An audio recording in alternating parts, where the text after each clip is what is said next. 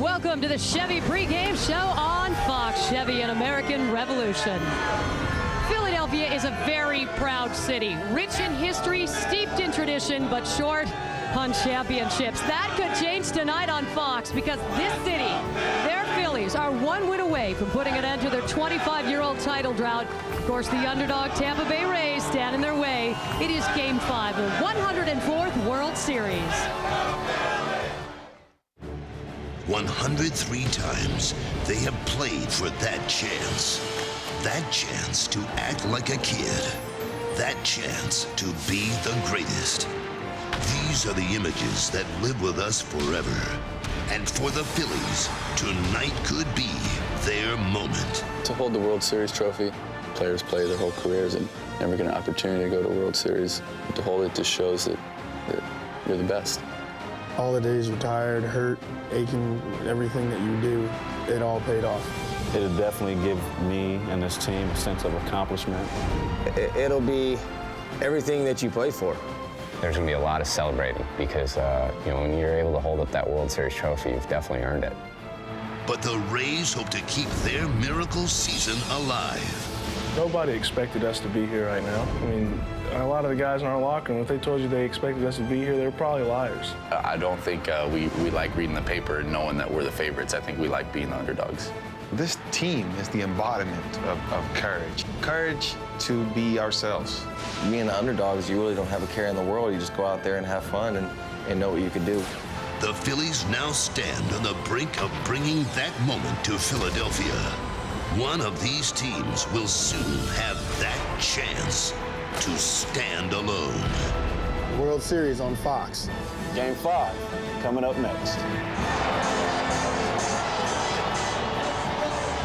Oh, come on, a little bad weather won't keep the White Sox from being waved in full force here on the south side of Philadelphia.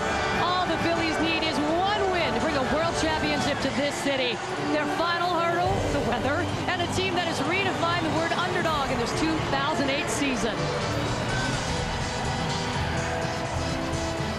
I'm telling you, it is cold, it is windy, it is wet, but the spirits of the nearly 46,000 are still high. Hoping to see their Phillies wrap up this best-of-7 series as we look at the weather radar, the light rain rolling through Philadelphia. The good news is we will be playing baseball here tonight. First pitch scheduled on time. It is Game 5 of the World Series between the Tampa Bay Rays and the Philadelphia Phillies. Hi, everyone. I'm Jeannie Zalasko, joined as always by Kevin Kennedy, former manager of the Red Sox and the Rangers, and of course, Eric Karras, who spent some 14 seasons in a Dodgers uniform, little Cubs uniform, A's uniform, and I'm thinking, not once did you get close to that Commissioner's Trophy. That's why we have it here for you tonight. It's looking comfortable in Philadelphia. It may call this place a home, in large part because of the work and the bat of Ryan Howard. Well, Charlie Manuel, the manager of the Phillies, told us, look, he may be quiet, but when he busts out, he will bust out big. And that's what he's done in the last 2 ball games.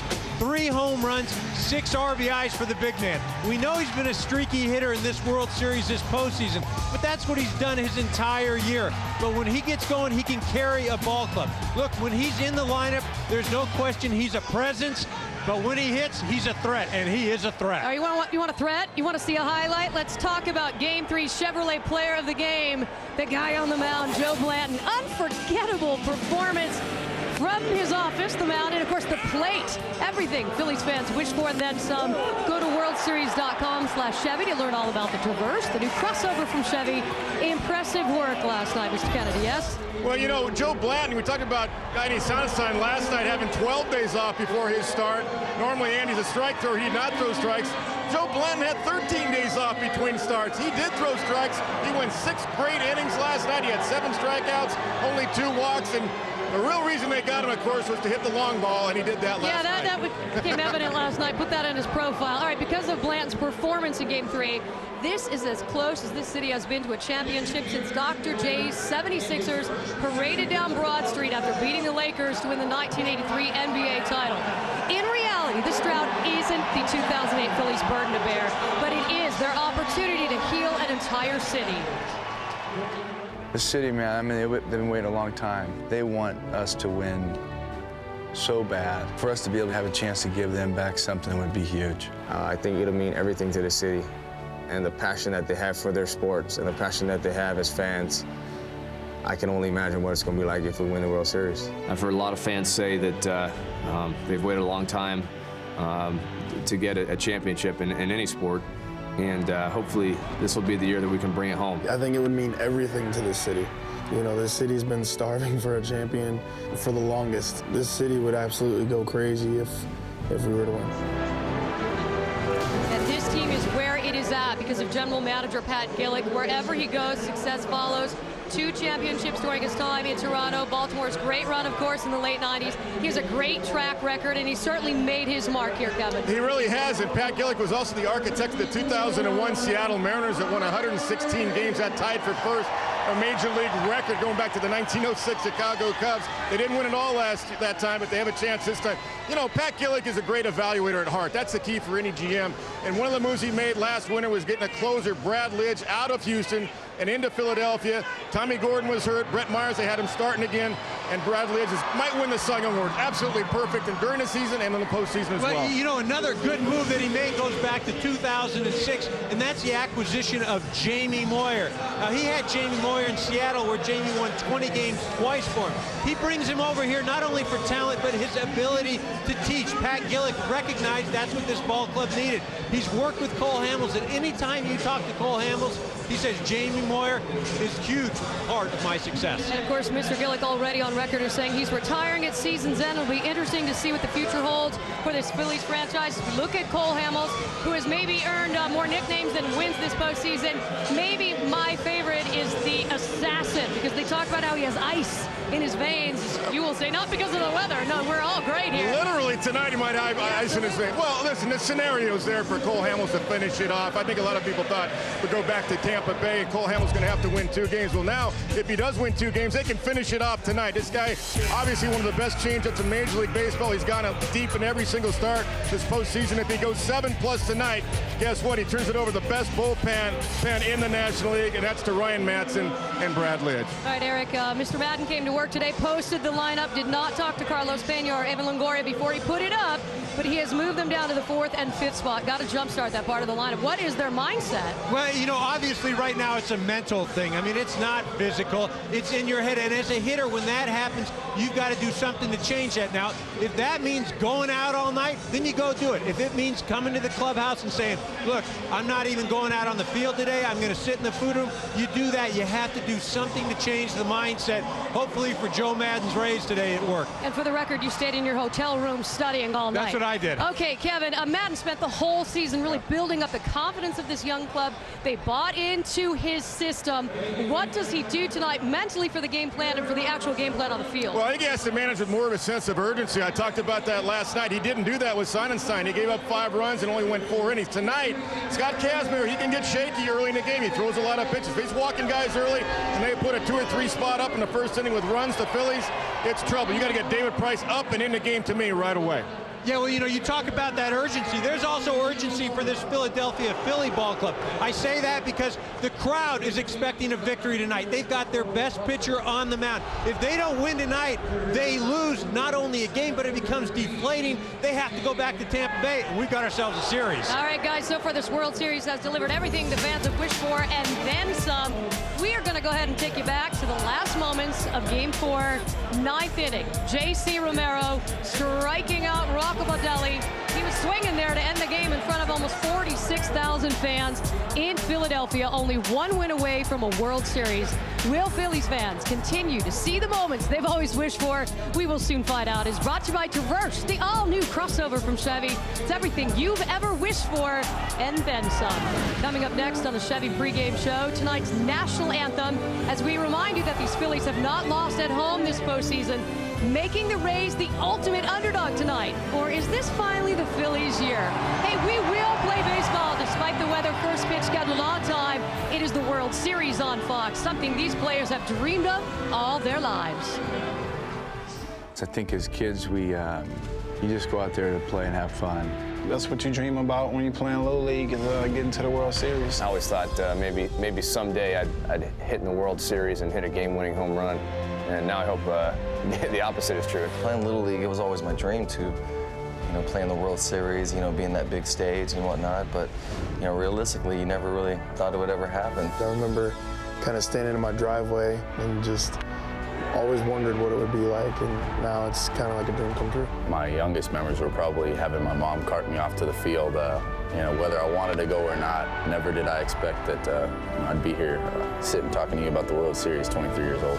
The World Series is on Fox. Game 5 is next.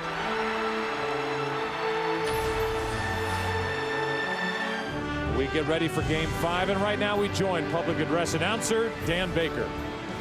Ladies and gentlemen, please rise and remove your hats. Here to honor America with the singing of our national anthem from the #1 selling duo of all time, Hall & Oates, Philadelphia's own John Oates.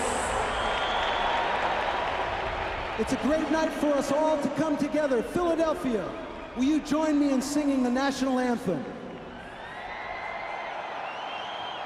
Oh, say, can you see by the dawn's early light was so proudly we hailed as the twilight's last gleaming, whose broad stripes and bright stars through the perilous fight o'er the ramparts we watched was so gallantly streaming, and the rocket's red glare,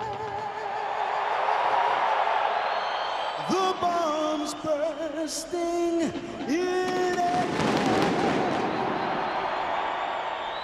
laid proof through the night that our flag was still there. Oh, say does that star-spangled banner yet wave o'er the land of the free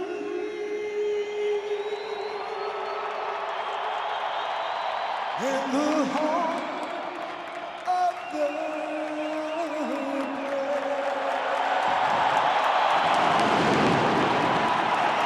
Great job by John Oates, pinch hitting for his partner Darryl Hall, who's under the weather. John flew in from Colorado, and we thank him for joining us here tonight. Game 5 from Philadelphia coming up. And welcome back to the Chevy Pregame Show on Fox. Chevy, an American revolution. And welcome to a cold, loud night in Philadelphia. Rain is falling, but we are ready to go. It's Game 5 of this 2008 World Series between the Tampa Bay Rays and the Philadelphia Phillies. And now welcome to the broadcast booth, everybody. I am Joe Buck. Tim McCarver is coming right up. So here are the Tampa Bay Rays, down 3-1. What are they up against? Well, I'll tell you this. A lot of people have counted them out more times than not during the course of the season. They lost the 7 games leading into the All-Star break. In the second half, they lost Carl Crawford. They lost Evan Longoria. People thought, well, they're not going to make it.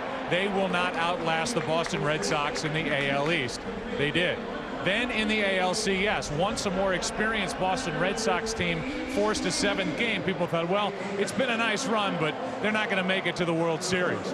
Here they are. They're down 3-1 here in Philadelphia, and they certainly have it stacked against them here tonight. Why? Because the Phillies so far this postseason are 6-0 at home, and here tonight they have the undefeated ace on the mound, Cole Hamels, who's trying to become the first pitcher since division play started and the wild card round was introduced to start and win 5 games during a singular postseason. So it's not going to be easy. And Tim McCarver, the question to you, you've got to be the one to answer it. If you're the Tampa Bay Rays, how do you turn this thing around and stop the momentum and get something done? Well, Joe Madden says that it's time to push the rock in the other direction, to turn the momentum as early as he can in the ball game. And what he's done is he's changed the lineup. Remember, games 1 through 4, the lineup was the same players, same order. But tonight, Carl Crawford moves into the number 2 hole, and everybody else moves down a notch. B.J. Upton, Carlos Pena, and Evan Longoria. And what he does in essence is he puts a lot more speed at the top. That's the Tampa Bay Rays game. And when you think about it, this game and these series are all about momentum, either starting it or stopping it. And right now it's Philadelphia with all the momentum hitting wise from the home runs in game 3 and then the 10 spot they put up last night. And on the other side, the Tampa Bay Rays are just trying to get anything going here tonight. So they are up against it. There is no doubt about it. And they need it to go their way early this evening. It's one win at a time for them. And they tonight face a city and its fans that have been waiting 28 years. And the Phillies bring their ace to the mound to finish the job. It's game 5 of the World Series, and it's yours next on Fox.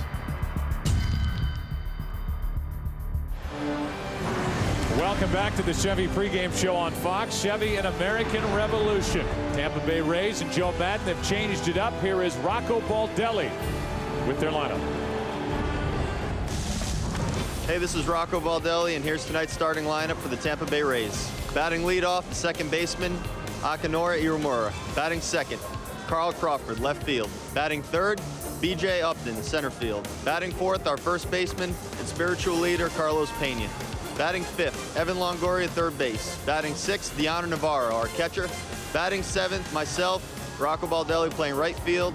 Batting eighth, Jason Bartlett, our shortstop. And batting ninth, our pitcher, Scott Kasner. Good work, Rocco. And here's a look at the Philadelphia Phillies defense. And in the heart of that defense, right on the bump, is Cole Hamels. He's in the middle of that group. Burrow, Victorino, Worth, Feliz, Rollins, Utley, Howard, Ruiz doing the catching. Hamels will be on the mound when we come back, and you will see the first pitch of Game 5 of this World Series right after this. The World Series on Fox is sponsored by Gatorade Thirst Quencher. Gatorade, is it in you? By Holiday Inn, the more you stay, the more you earn. By E-Trade. And by McDonald's.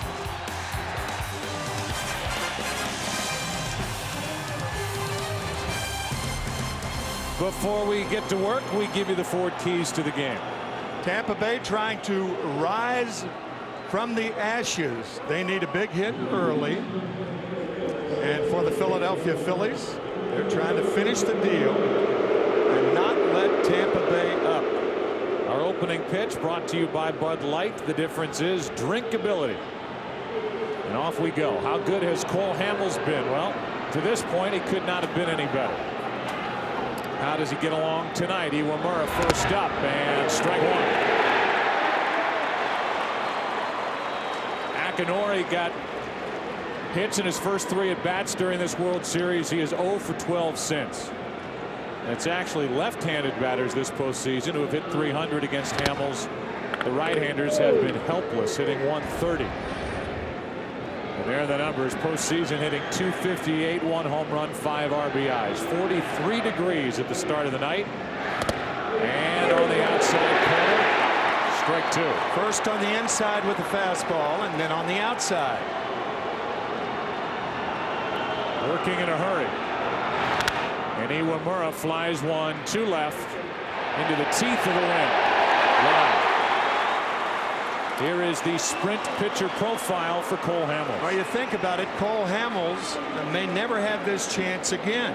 World-class changeup at 3 fastballs to Iwamura. And there is no young pitcher that I've encountered in a long time, Joe, who has a better mental approach to pitching than Cole Hamels. Here is Carl Crawford up in the number 2 spot, and he hits one on a line. Rollins drops it, throws low, and got it. It'll be interesting to see how quickly Crawford got out of the box. He made it close at first. Howard dug it out at the other end. Yep. Yeah, he slowed down about 4 feet out of the box. Had he run, that's a natural reaction but it's a reaction that cost the Rays because Crawford beats the throw had he not slowed down. So 2 out, nobody on, and B.J. Upton stands in. Change up for a strike. B.J. now hitting in the number 3 spot with Pena on deck. Rollins gets another chance. That was quick. Cole Hamels picks up where he left off. Bottom of the first. Game 5, no score.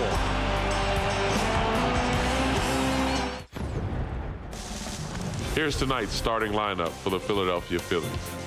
At shortstop, Jimmy Rollins, better known as J-Lo. At right field, Jason Worth. At second base, Chase Utley. And at first base, the man to take it deep, Ryan Howard. And the ladies' man in left field, Pat Burrell. At center field, Shane Victorino. At third base, Pedro Feliz. And at catcher, he'll take you deep as well, Carlos Ruiz. And the man himself at pitcher. We all know him and we love him, Cole Hamels. They'll love him even more if he wins tonight and wraps up the World Series. We thank Donovan McNabb, who was poked in the eye, by the way, hence the sunglasses. Yesterday, the Eagles took care of the Atlanta Falcons, and we thank Donovan for bringing us the starting lineup for the Philadelphia Phillies. You saw the numbers for Scott Kazmir, who during the regular season won 12 games, lost 8, an ERA of under 3.5. Jimmy Rollins first up. Ball 1. Kazmir is the Rays' all-time leader in wins, innings pitched, strikeouts, starts, and ERA. And his teammates ask him to get this series back to Florida. 2-0. That's one of the problems with Kazmir. He walked 70 in 153 innings. That's a little over 4 per game. He can be wild early, and the elements are certainly not with him tonight. He's allowed 2 runs in the first inning in 3 of his 4 postseason starts as well. And he finds the strike zone. Throwing hard, 92. Key for him is that slider, as we've talked about already this postseason. Here's his 2-1 to Rollins. 3-1. That's a problem with falling behind. With a guy like Kazmir, if he falls behind often, he can't use the slider.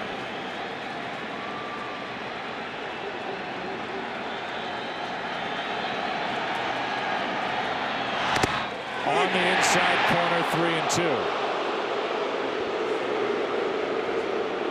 3-2. Good tailing delivery from Scott Kazmir. And a strike all the way. Jimmy Rollins doesn't win any points with Jeff Kellogg, the home plate umpire, and Deanna Navarro had the straps to his mask snap on this cold night. Let's look at the defense for the Tampa Bay Rays. Come back, Deanna. Crawford in left, B.J. Upton in center, Rocco Baldelli in right with Longoria, Bartlett, Iwamura, Carlos Pena at first. Navarro has to go back to the clubhouse to get his other mask. And Scott Kazmir is in the middle of it with a full count now on Jimmy Rollins.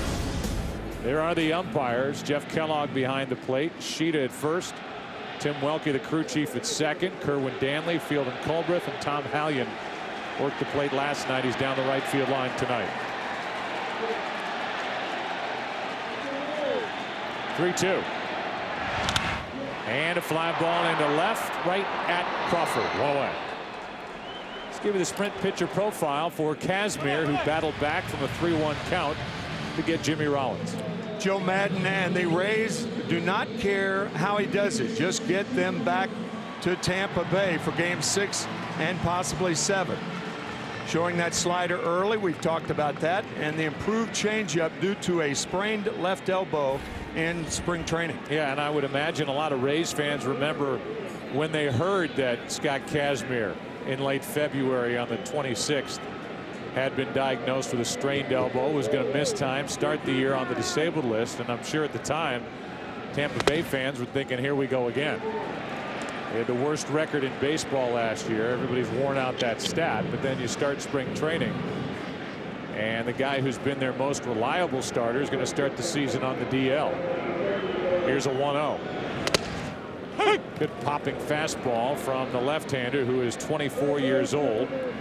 As the winning pitcher in July's All-Star game at Yankee Stadium, Scott Kazmir. 1-1. Strike two. First slider of the night for Kazmir. Stays on the outside to Jason Worth. Worth leading all hitters with home runs against left-handed pitching this year with 16. The 1-2. 2-2. Mentioned it during our open. This is a Philadelphia Phillies lineup that 2 nights ago on that rainy Saturday night popped 3 home runs back-to-back with Utley and Howard, and that carried on to last night's game as that misses inside when the Phillies hit 4, including 1 by their starting pitcher Joe Blanton. So they are riding momentum offensively with the long ball. With a 3-1 lead in this series. 3-2 pitch now from Kazmir. That's ball 4. 1 on, 1 out. The first base runner of the night is Jason Worth. Back in game 1 in this matchup between Utley and Kazmir. Worth was on and Utley rode 1 out. Phillies won game 1 3-2 behind Cole Hamels. And great relief work from Madsen and Lidge. One of Chase's 2 home runs this World Series, but not a ton of hits, just 3 out of 15. Phillies have won 3 games, and the Rays have not been ahead in any of those 3 games. Phillies scoring in the first inning in all 3 games. Utley is hit by a pitch, so more wildness from Kazmir. And after the walk, it's 2 on, 1 out for the suddenly red-hot Ryan Howard. Chase Utley stands very close to the plate, and that's why he's been hit 52 times in the last 2 years. That leads all major leaguers. Taking one for the team right here. Fastball inside. And the Phillies are threatening. Kazmir fell behind Rollins 3-1, came back and got him, but then a walk, a hit batsman. Here's Howard, who has rediscovered the long ball. 3 home runs the last 2 nights.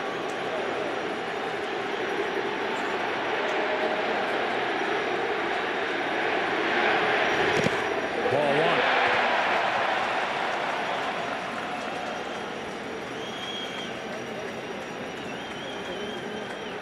Making that uphill climb for the Rays a lot steeper if Kazmir gives up first inning runs. 1-0. Sneaks a fastball in there. Another rare fastball for Howard. They've been able to slip a few in there. He got one 2 nights ago and hit it for a home run, and that was good enough for strike 1.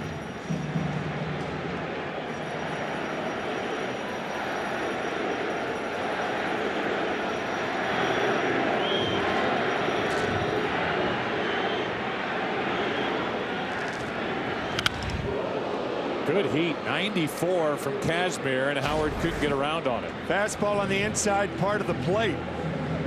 That's where the fastballs are headed for Ryan Howard. I would imagine he'll see a slider right now. On deck is Burrell, who is hitless in this World Series.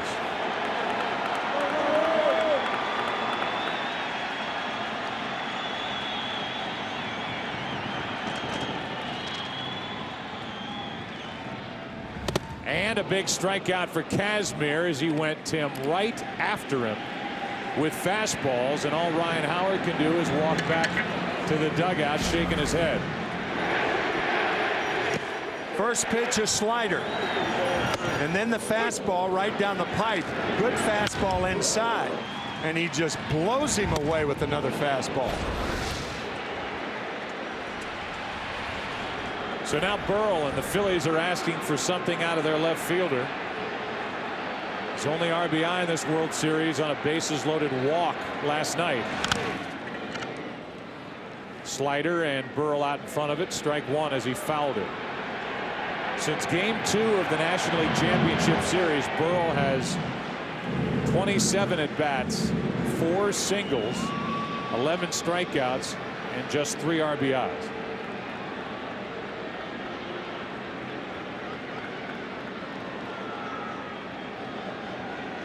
Pat Burrell, a very good low ball hitter.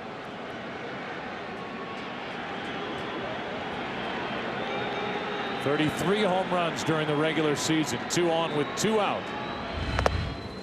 1 ball, 1 strike.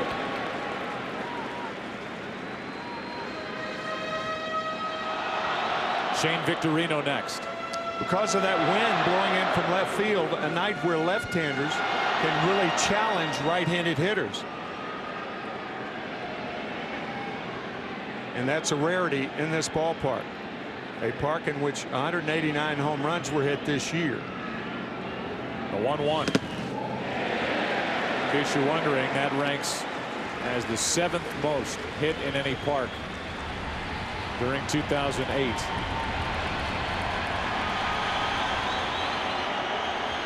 So another chance with runners in scoring position for Burrell. And for the Phillies, 2-1 pitch from Kazmir. Inside, 3-1.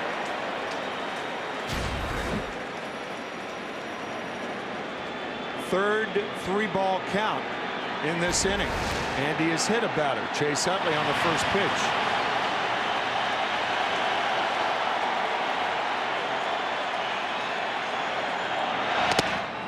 That's ball 4 in a rather tight strike zone for Kazmir, who was walked to, hit a batter. And they're loaded for Victorino. Very, very close. Often when a pitcher does not agree with the home plate umpire, he'll come off the mound and come forward toward home plate. I think that's why Pena is out to talk to Scott, and Navarro joins both of them.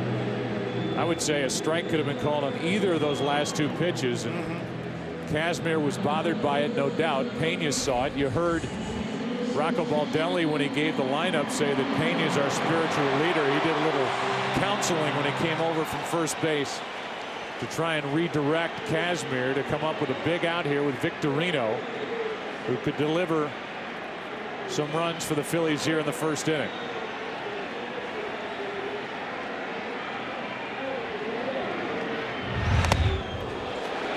Ball 1.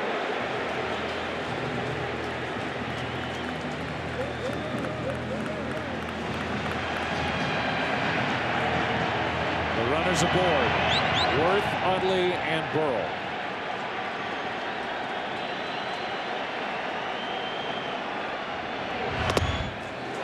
Two and 0.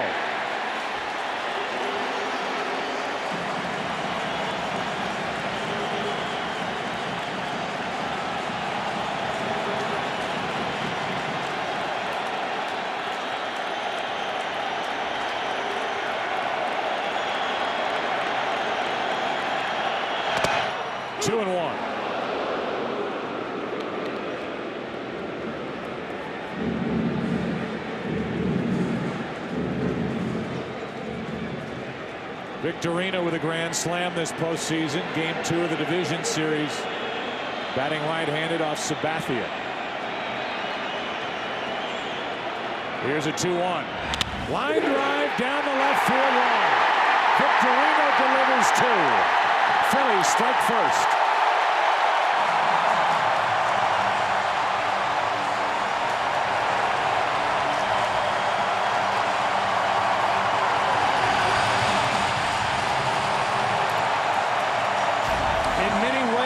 It's easier for a hitter to hit when a pitcher is wild, because when he gets behind in the count, the pitch that he throws is predictable. And that fastball, Victorino waiting on it and hammers it. So the walk scores, and Chase Utley, who was hit by the pitch, scores.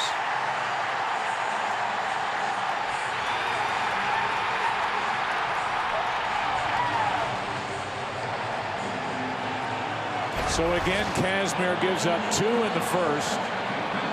Now 4 out of his 5 postseason starts, and it could be bigger depending on what Pedro Feliz does.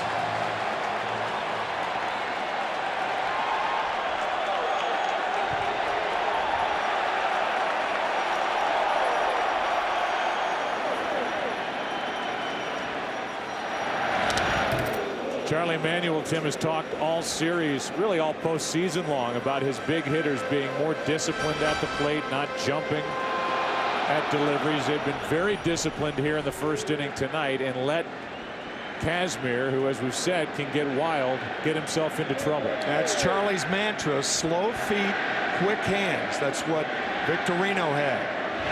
Now Feliz with a base hit to left. Crawford will come up throwing, and they hold Burrow, who doesn't run well. Bases loaded. 2 out. You talk about going down and getting a pitch. This ball out of the strike zone, down, and Feliz just rakes it over the head of Jason Bartlett. Proper play by Steve Smith, the third base coach, to hold Pat Burrow. He would have been out at home.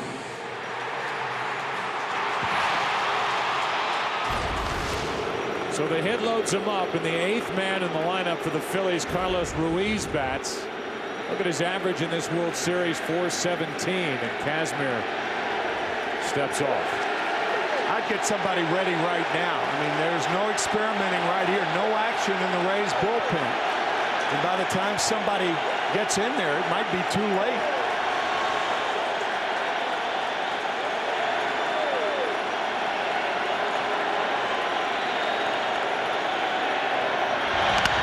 Ruiz hits it in the air to left. Wind will knock it down, and the Phillies get 2.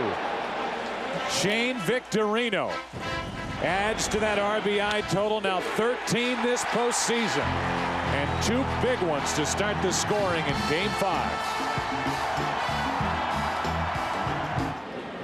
Kazmir walking off, shot a glance at the home plate umpire Jeff Kellogg, not liking those 2 pitches. Ball 3 and ball 4 called to Pat Burrell, led to the 2-run single by Victorino. Phillies score first tonight, and here is Pena trying to bunt his way on, and he is out number 1 in the second. So Carlos Pena, who hit 31 home runs during the regular season, now 0 for 14 after this attempt. Yeah, when your cleanup hitter in Game 5 is hitless and tries to bunt his first time up, it gives you an idea of the struggle of the cleanup hitter. However, Pena hitting 3rd in the other 4 games. With a combination now of Pena and Longoria, who remain back-to-back in this lineup, now 0 for 30. Longoria pops it into center field. That'll play easily for Victorino. How about Cole Hamels has thrown 9 pitches.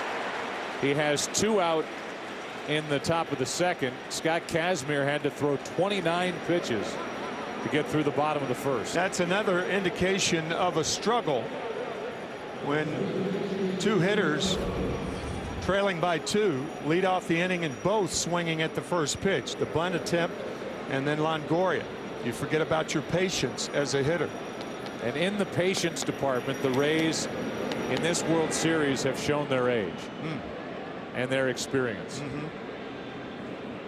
Joe Madden telling us before the game, something's got to happen. Somebody's got to pop one. Somebody's got to come up with a big stolen base. And what he has witnessed is 2 runs in the bottom of the first for the Phillies.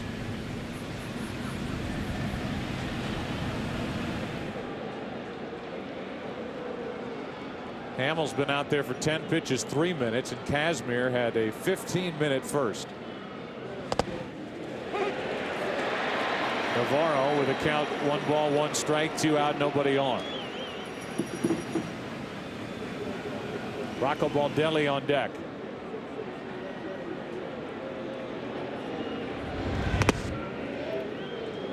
Two and 1. Cole Hamels won Game 1 of the division series against Milwaukee, went 8, allowed no runs on 2 hits. Struck out 9, walked 1. That was his best start of this postseason, but he won games 1 and 5 of the NLCS. And game 1 of this World Series down in Florida, 7 innings, 2 runs, 5 hits in a 3-2 win. Here's his 3-1 to Deanna Navarro. Good rip with a full count.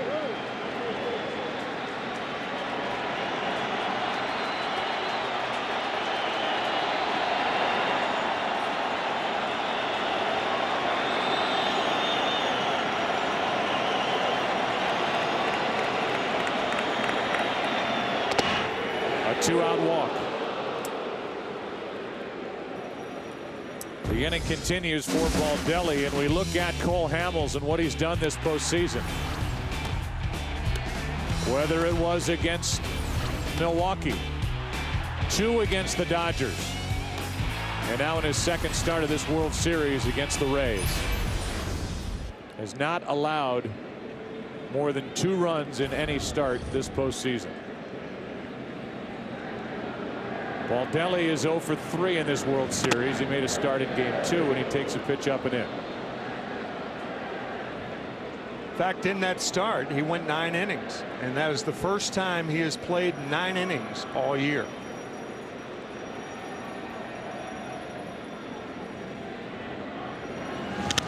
Baldelli pops it up.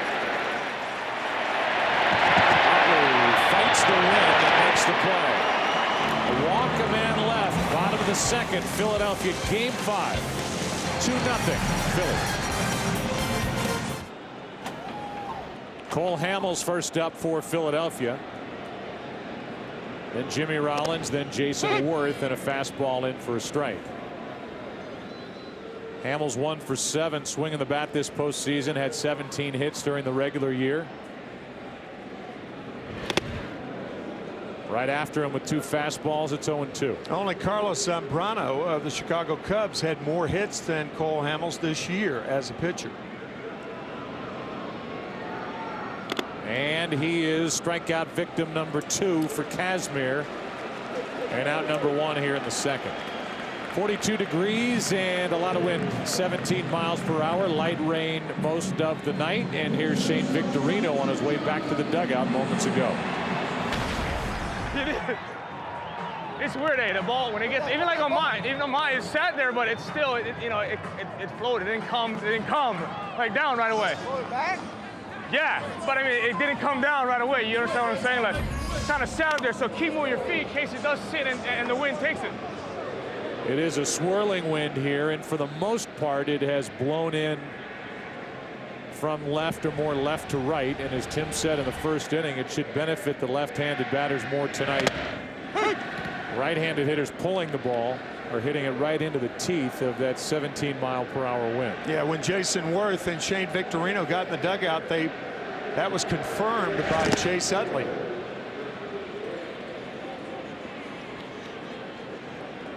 One ball, 2 strikes on Jimmy Rollins. Jimmy Rollins still looking for his first hit of the World Series as a right-handed batter, 0 for 6.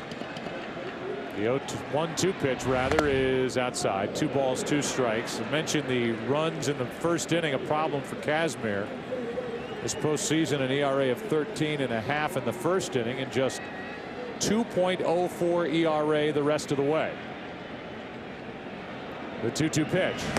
Full count.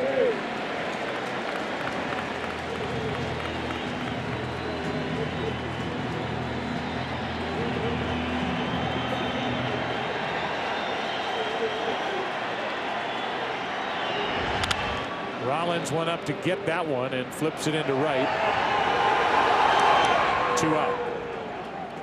So Rollins 0 for 2 tonight. Jason Worth will bat with the bases empty. A reminder that Jason Bartlett's game 1 stolen base won America a free taco from Taco Bell. Visit a participating Taco Bell tomorrow between 2 and 6 p.m. to get your free taco. I think 4 o'clock would be a good time for you to stop by Taco Bell, Tim. Yes. Will it be in Tampa Bay?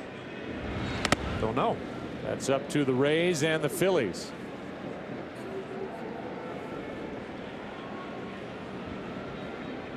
2-0 Philadelphia on top here in the second. A 1-0 pitch to Jason Worth. 2-0. Tell you, if the Rays get this series back to Florida, they go back, I would say, with favorable pitching matchups and back to a place where they led baseball with the best home record in the game in 2008. Having James Shields and Matt Garza as their starters if it goes 7. There's a 2-1. 2-2. So Rollins goes after a 3-2 pitch out of the strike zone up, and so does Jason Worth. The slider to even the count. 2 out, nobody on here in the second. And Worth fights it off.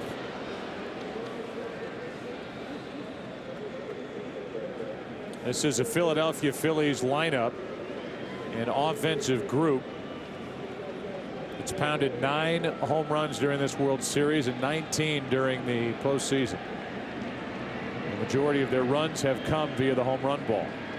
Not in the first, though. A 2-out, 2-run hit by Victorino. That's out of play.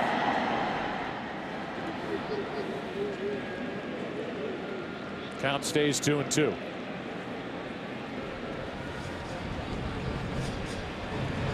In the top of the third, the Rays will have Bartlett, Kazmir, and Iwamura.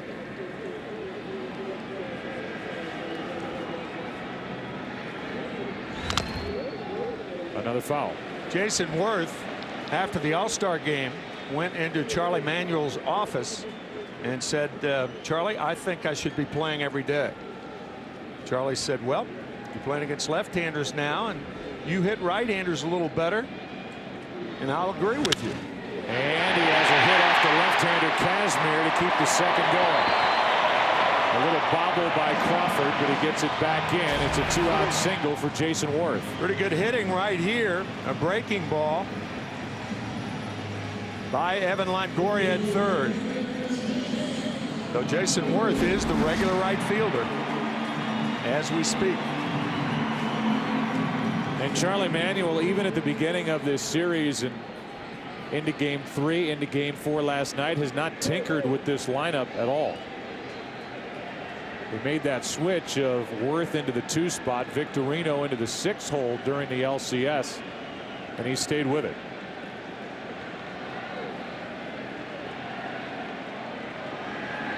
Here's Utley. Hit by pitch and scored a run in the first. Strike 1.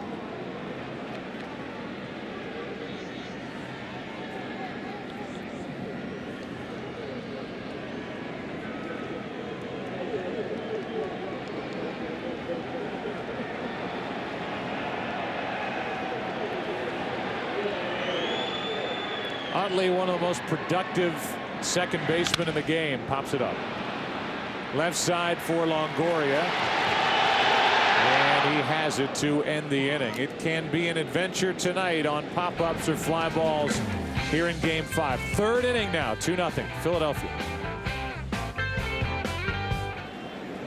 No hits tonight so far for the Rays, and they will have 8, 9, and 1. Bartlett, Kazmir, and Iwamura.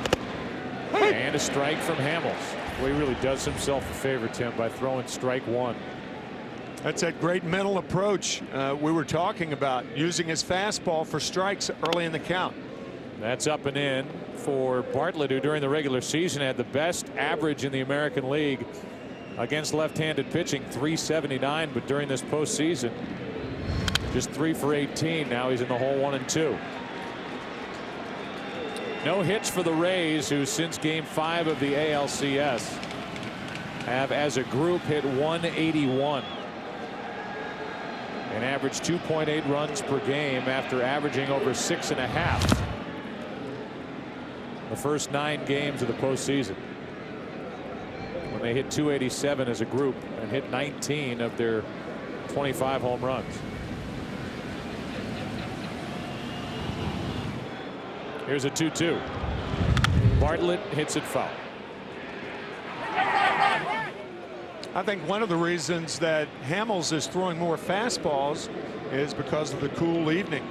A lot of times you can't get a good grip on that changeup when it's cold, and it's cold tonight. That's high. And a full count. By far the longest year for the young Cole Hamels. He's won 38 games as a big leaguer since he came up in 2006. 256 plus innings as a ground ball checks on the shortstop Rollins. Home plate umpire Jeff Kellogg went down and visited with Tim Sheeta during the break, and here's what they were talking about. He wiped out the last 10 feet of the foul line when he dove into first base. He looked out, there's nothing there. Oh, and that's you up to the bag. Okay. I'd kind of like you to have a line. Okay.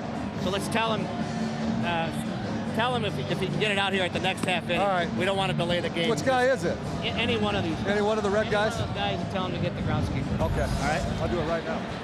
Which they did. Grounds crew came out and repainted that line leading to the first base bag. First pitch a strike yet again from Hamels, and now another to Kazmir. That's what they did during the break prior to the start of this third inning. And that was quick, and strikeout number 1 for Cole Hamels. Still no hits for the Rays. The World Series on Fox, sponsored by Sprint. Get more done with Nextel Direct Connect, only on the Now Network. By State Farm, at home or away, State Farm is there. By Taco Bell, think outside the bun.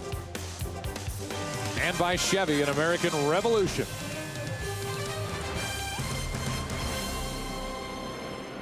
Here is Iwamura, and there is ball 1 outside. Akinori flied to left his first time, and he's now 0 for his last 13 in this World Series. Ball and a strike. One of the worst things you can do as a left-handed batter is bail out against left-handed pitching, and that's what Iwamura has been doing last several nights. That one's up and in, 2-1. Very difficult to keep that right shoulder in there, but that's what you have to do to hit left-handers effectively. Here's a 2-1 pitch with 2 out, nobody on, and a foul back and out of play. 2-2.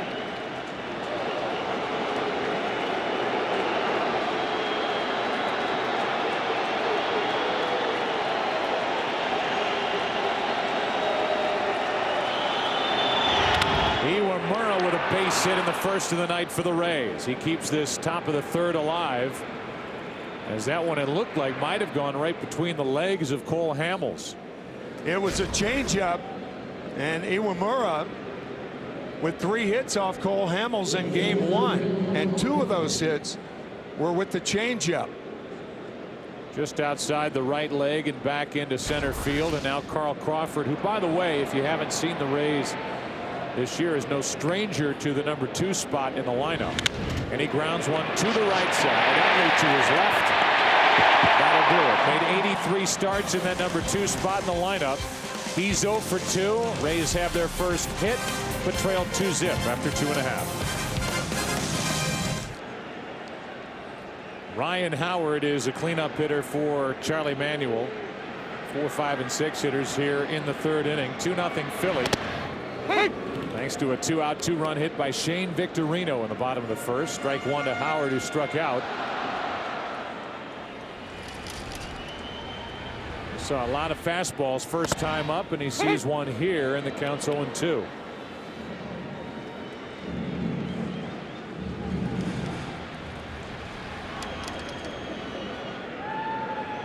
On 0-2, Howard strikes out again. Kazmir went right after him, and we give you our Verizon Series summary.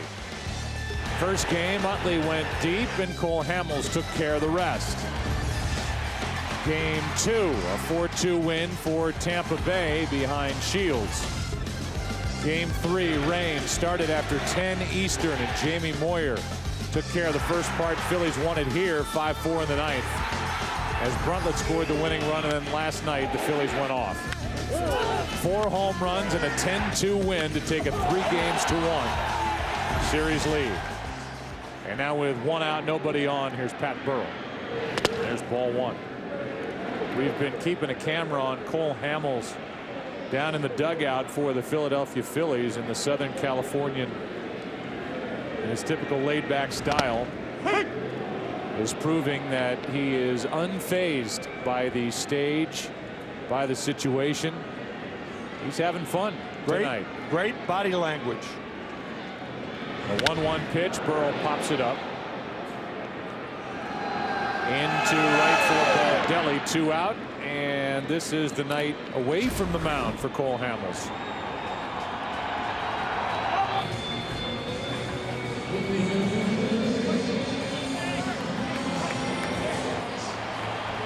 Talking to anybody who will listen to him, bouncing around that dugout, and the 24-year-old is having fun.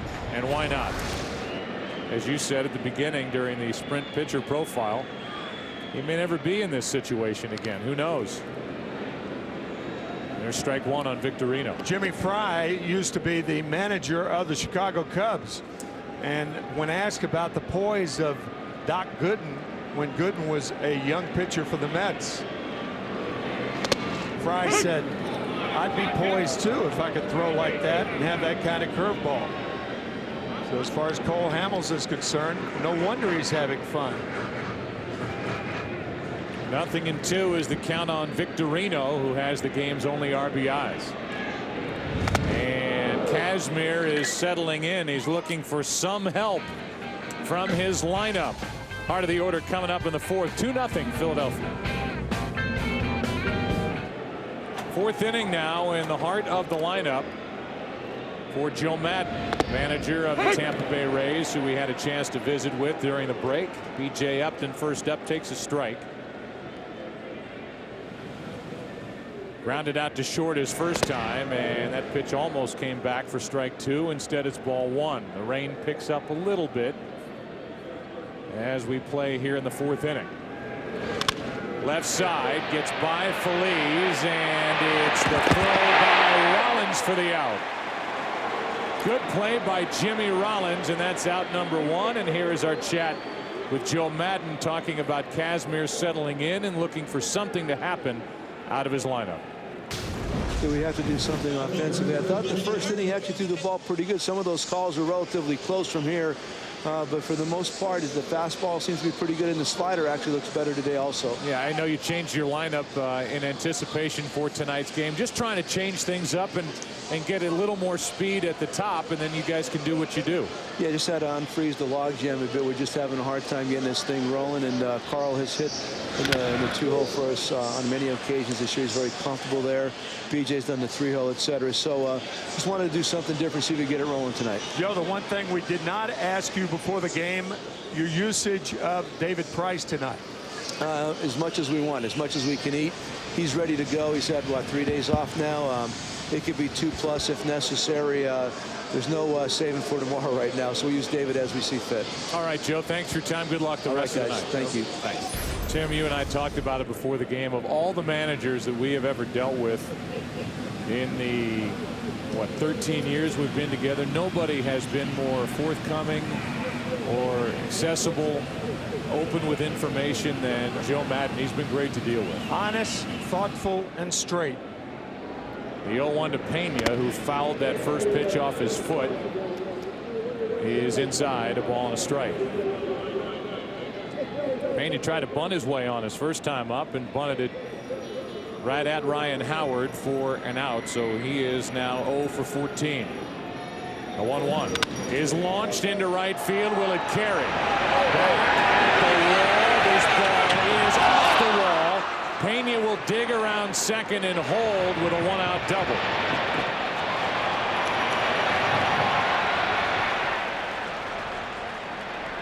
Will that be the spark and the start of something for this Tampa Bay lineup? First hit of the World Series for Pena. Looked like Jason Worth jumping, and the ball actually goes to the side of his glove. The leap was there, but his windage was off. I'll tell you, a ball hit this high. I mean, if you're Pena and you're running hard all the way, I think you're on third base. instead of second, and with one out, that could have been a very big 90 feet.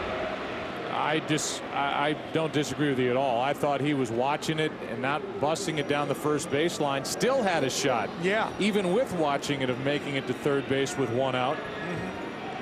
But not running hard to first, more watching. And now Longoria grounds one into left center. It doesn't matter. The combination of Pena and Longoria come up big. It's 2-1 as Evan Longoria gets his second RBI of this World Series and his first base hit.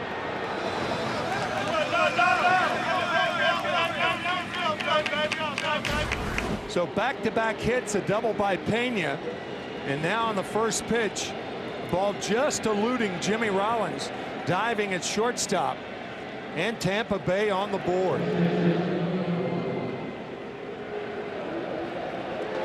So that combination of Pena and Longoria had gone 0 for 31 to start this World Series, and now they go back-to-back with a double, an RBI hit.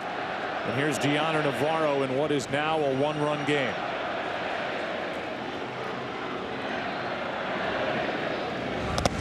Ball one high.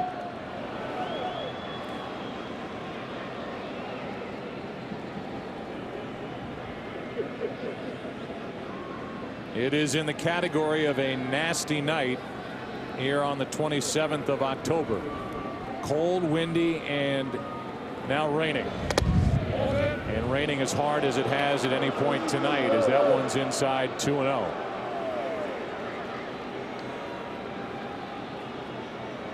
So Navarro looks down at his third base coach, Tom Foley, as he gets back in. Longoria, the runner at first,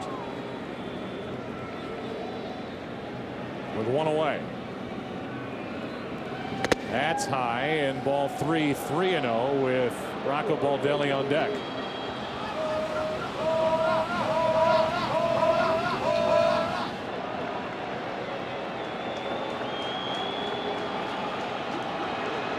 Hamels needs a strike, and he finds one. It's 3-1.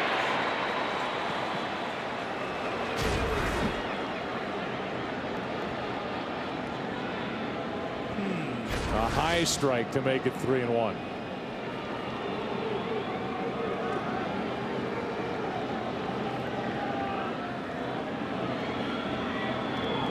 Runner at first, one out, and now a ground ball to short. Rollins flips out over to first. Double play. What a difference a pitch makes. Instead of ball four, it's strike one. The double play follows. Pena and Longoria combined to make it 2-1 in the fourth. Bottom of the fourth inning, 2-1 now. Each side has 3 hits. Kazmir has settled in through just 9 pitches through the 4, 5, and 6 hitters last inning. And strike one on a foul back to the screen. In case you're wondering, as the weather seems to be getting worse as we go here, there are no special rules in the postseason in the World Series. If this thing doesn't go 4.5 innings, it's no game. And you start over. But the forecast from what we have been able to find out is for this to really continue throughout the majority of the night. More in the category of a mist, as 3 straight foul balls have been sent backward by Pedro Feliz. Scott Kazmir would like to do that first inning over. Wildness, a couple of walks, a hit batsman, and a 2-out hit by Shane Victorino. Feliz with a base hit, his first time up, and now he strikes out. That is strikeout number 5 for Kazmir, who can ring him up. Last year, 2007, he led the American League in strikeouts at the age of 23, which was the youngest American League strikeout leader since Frank Tanana with the Angels back in 1975. That's one of the reasons he doesn't throw a lot of sliders, is because it stays away to right-handers and doesn't bite inside. He got away with one there and there. Ruiz takes a ball. Carlos is 0 for 1. Left the bases loaded. He and the Phillies did in the first. That's foul. 1 ball, 1 strike. Pitcher Hamels on deck.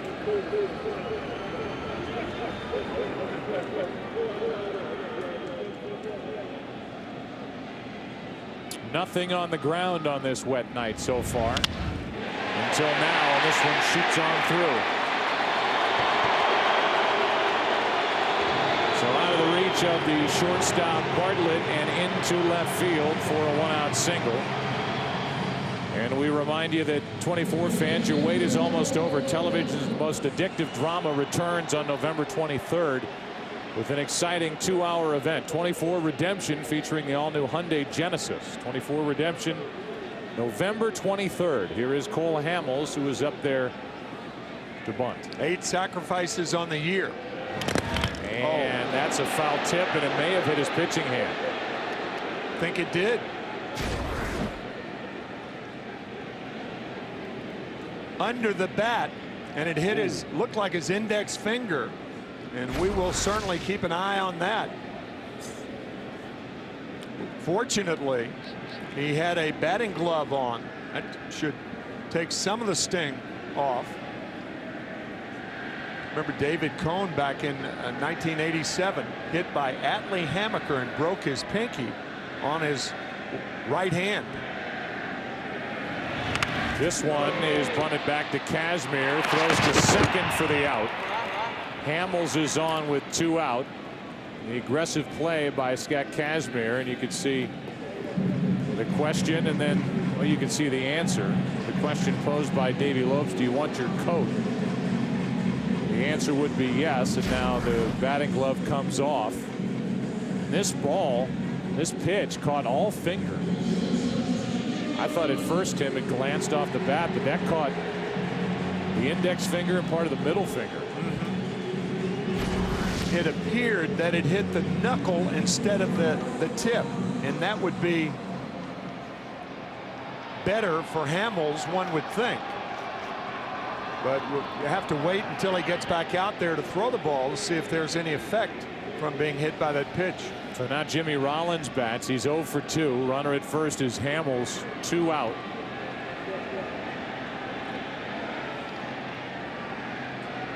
Kazmir trying to get around that hit by Ruiz.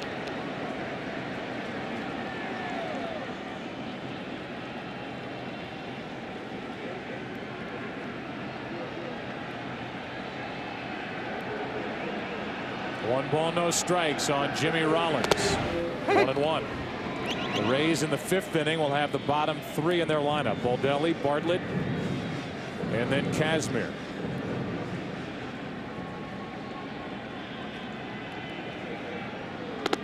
That's low. 2-1.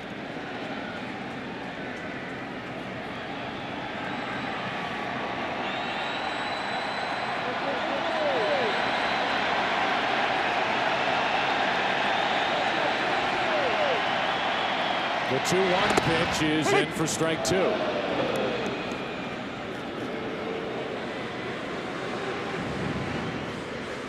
And this rain has put a damper on those towels and a lot of the noise that this crowd might be making if it were a more pleasant night. The 2-2 is up and away, full count. And Cole Hamels will go with the 3-2 pitch.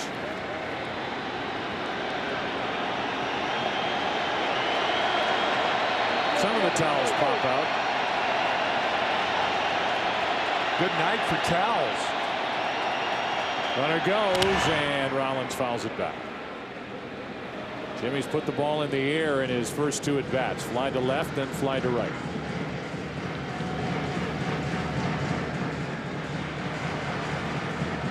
Still twitching those fingers, and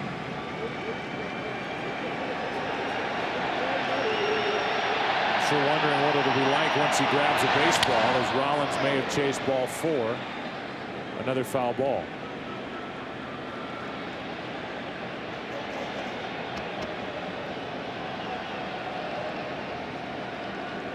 Reason, by the way, you might think, well, he was hit by the pitch. Why not awarded first base? Well, he went after the pitch in the process. We think it hit part of the bat also. 3-2, runner goes, and ball 4 just inside to put 2 on with 2 out. 3rd walk handed out by Kazmir, and again a call that could have gone either way. Walk number 3, and here is Jason Worth with a chance.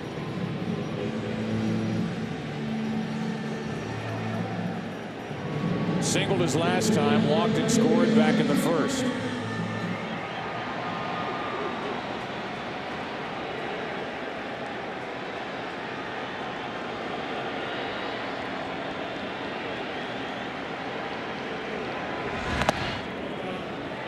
Low for ball one.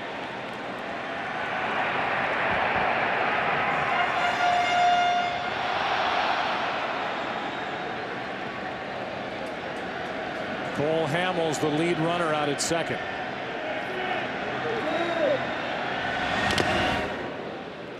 One and one. The tailing fastball just off the plate. Worth fouls it.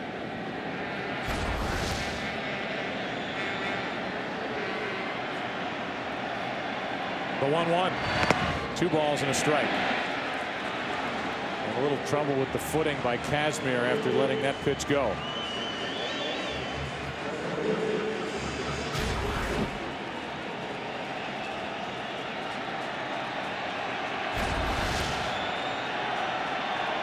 On 2-1. Worth reaches for it, fouls it, strike 2.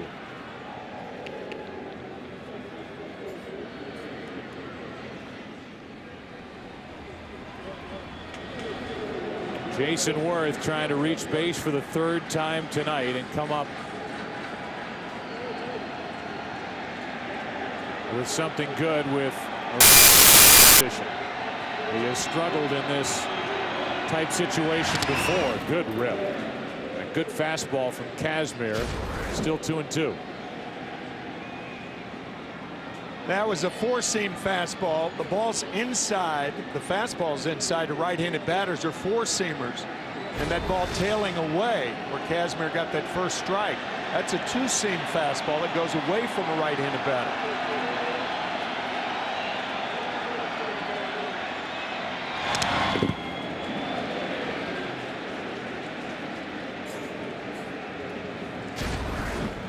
And the grips right there to your left, a 4-seam fastball, and the 2-seam fastball to the right on top, and then the slider and the changeup. An important distinction on those 2 fastballs. Inside to right-handed batters, 4-seam, away, a 2-seam. 2-2 pitch again from Kazmir, and that's in the dirt. Another full count, a slider that skipped in there. And the runners will go from first and second on this 3-2 to Worth.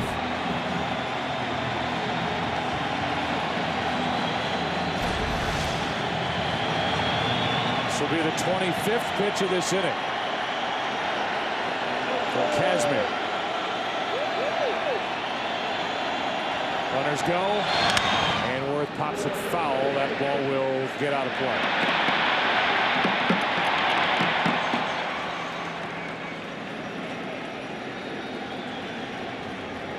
Because of his arm problems, it seems that Scott Kazmir has been mastering a backup slider.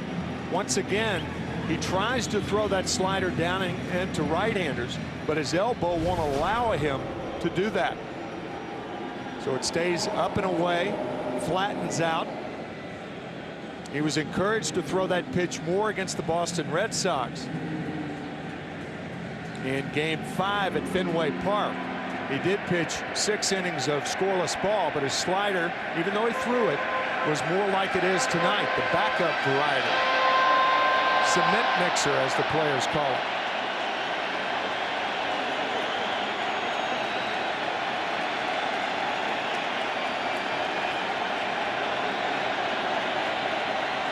Again, the 3-2. Again, a foul ball. Good at bat by Jason Worth. It will be at least a 10-pitch at bat with Kazmir.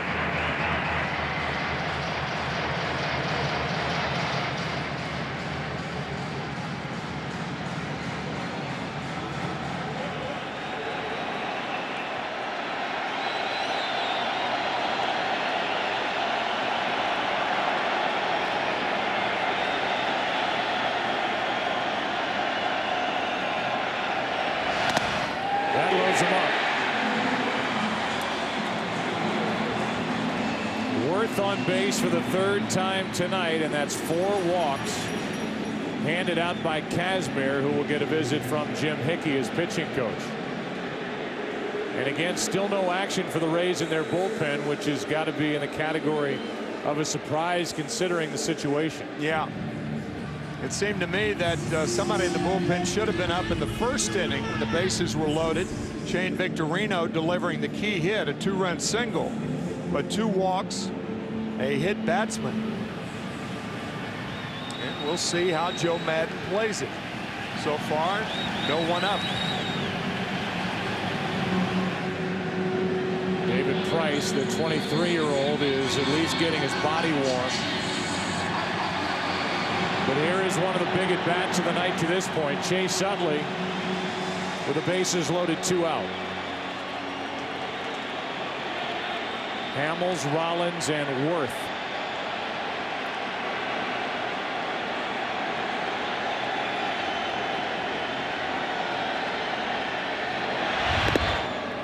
A slider for strike 1. That's the best slider of the night by Kazmir. This ball really bites low and away out of the strike zone.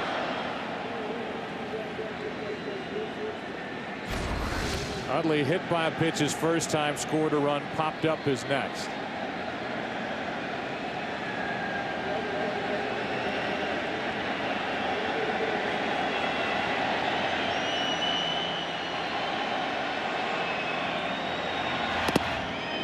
One ball, one strike.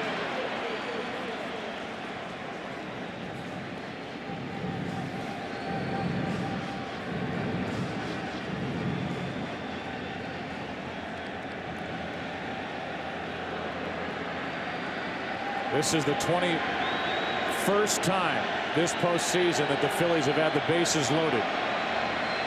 They've come up with only 4 hits to this point, and that one skips in, blocked by Navarro, ball 2. Good play by Navarro. Nicely done.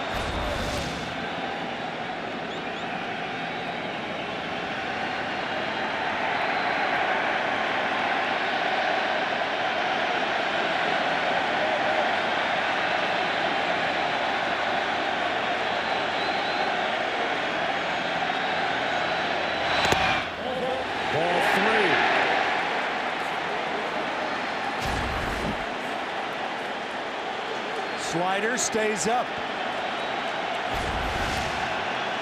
He has got to get a fastball right here. Looking down and in. That's where his strength is.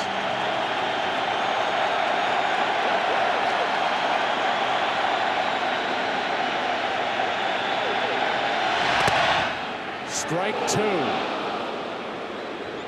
And a borderline pitch. This time Kazmir gets the call. Right on the inside edge, full count.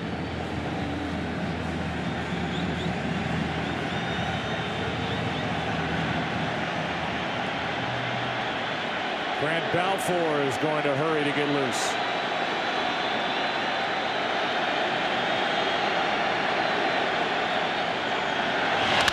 To the right side, Iwamura, who booted 2 balls last night, makes the play. And after all that, a hit and 2 walks, no damage, still 2-1 after 4. Back after this from your local Fox station. Cole Hamels is back to the hill. Rocco Baldelli, Jason Bartlett, Scott Kazmir, bottom 3 in the lineup for the Rays. Rain continues to fall here in Philadelphia on a cold night, just above 40.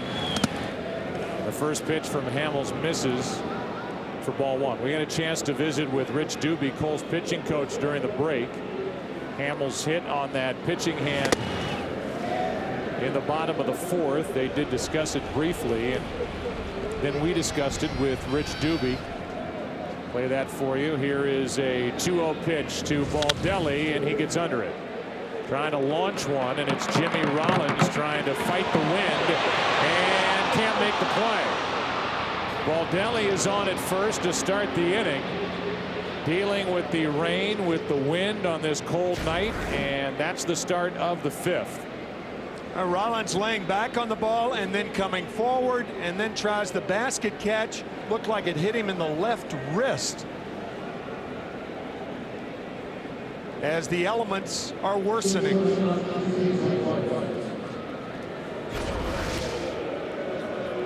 see what that leads to here in the 5th inning as Bartlett stands in. Doesn't appear that anything is wrong with the pitching stuff for that pitching hand of Hamels as he hits the inside corner, strike one. That's an error on Jimmy Rollins, his 2nd of this postseason. Made just 7 during the regular season.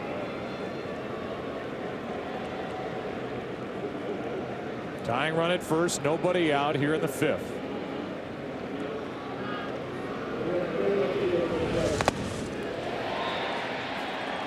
Nothing in 2.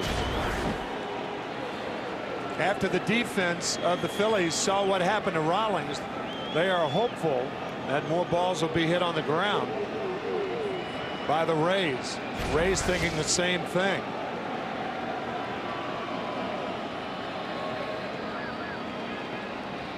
The 0-2 now to Bartlett. Shattered bat, ground ball to the second baseman. Bartlett let it play for the double play. A tag and a throw, 2 out. A tag and a spin.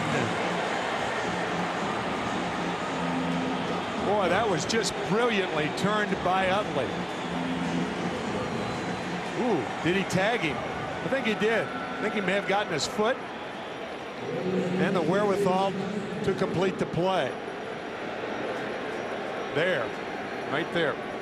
Back of the left leg, and then the spin, the flip, and they got Bartlett by a step.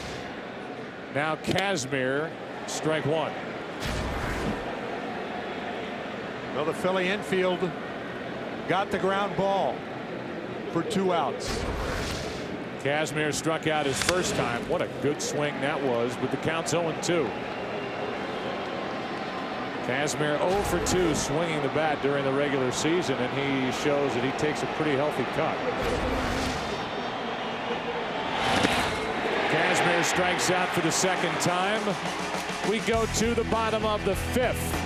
Phillies will bat up by 1.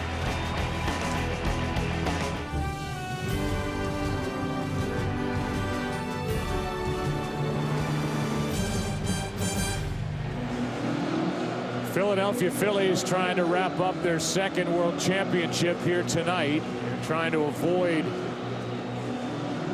a trip to Florida. The weather is just awful. It's cold, it's windy, it's raining, and it's raining harder the deeper we get into this game. And Ryan Howard is first up for the Phillies, up 2-1 here in Game 5. All of a sudden, a domed stadium does not seem like a bad idea. Grant Balfour continues to get loose, and now Joe Madden does have help getting ready in case something pops up here in the way of a threat for the Phillies in the 5th. Howard has struck out twice. Kazmir's come right after him. He skips a slider in there, ball 1.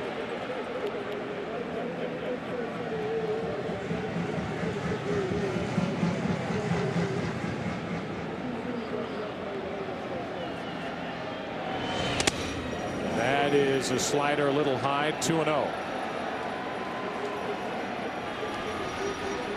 Last 2 games for Howard coming in, 4 for 8, 3 home runs, 6 RBIs. Tonight, however, 0 for 2.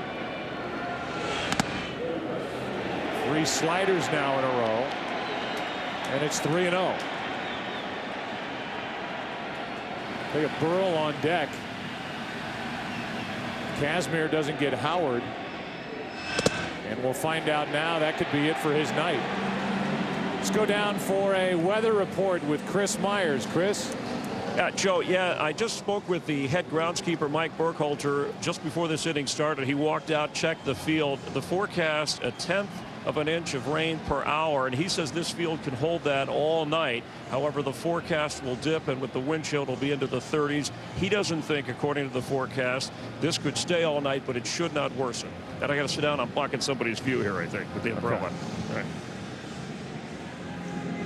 All right, Chris. Well, even though this field can take it, you look behind third base, you look behind first base down the lines, and you can see water starting to gather a little bit and collect. And we talked about this on Saturday night, if you were with us, a game that started after 10 o'clock Eastern. This is a sand-based field It holds and drains the water extremely well. Kazmir will pitch after that walk to Howard and deal with Pat Burrell. And find the strike zone. 0-1. So now 40 degrees.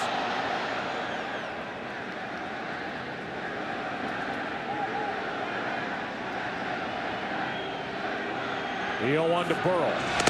Up and away, a ball and a strike, and Joe Madden, Tim, is, even after that leadoff walk, that's the 5th walk handed out by Scott Kazmir, who is involved in a 1-run game, 2-1. He's going down the line here in this 5th inning. He could have made a case to bring in the right-hander to pitch to Pat Burrell. Yep, a guy who features high fastballs to a low ball hitter.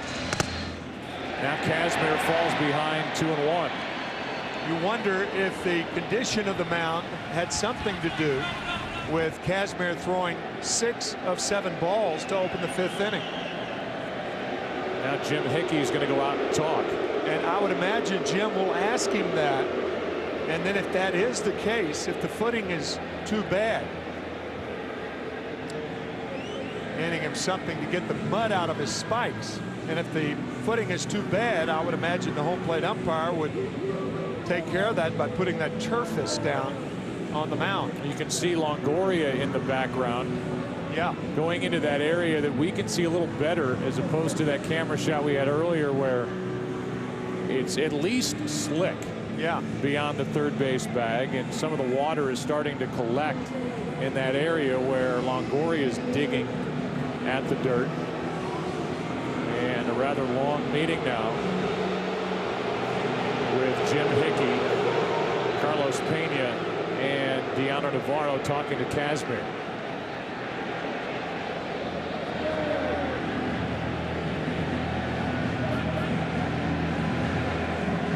Already 97 pitches.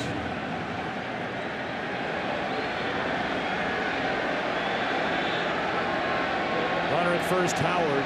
Nobody out. 2-1 pitch. 2-2.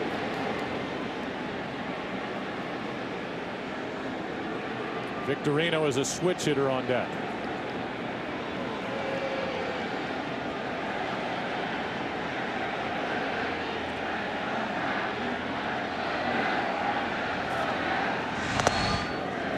That missed. I guess low, and the count's full 3-2. It had to miss low because it appeared to be over the middle of the plate.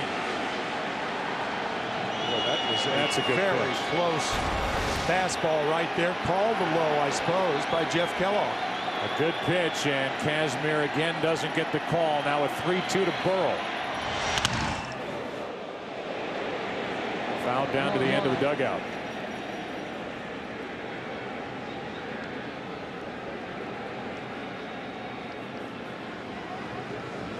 The Rays were frustrated last night with the strike zone of Tom Hallion, and tonight, no doubt, frustrated with the strike zone of Jeff Kellogg.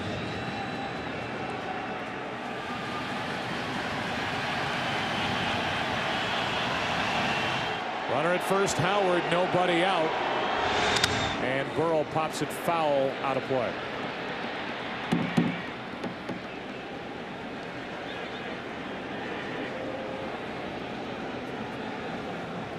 .31 players have had 10 or more at bats without a hit. Pat Burrell is 0 for 13. Both Pena and Longoria finally broke through tonight with back-to-back hits in the 4th.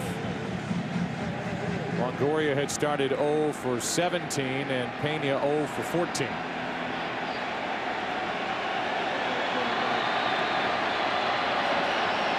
(3-2).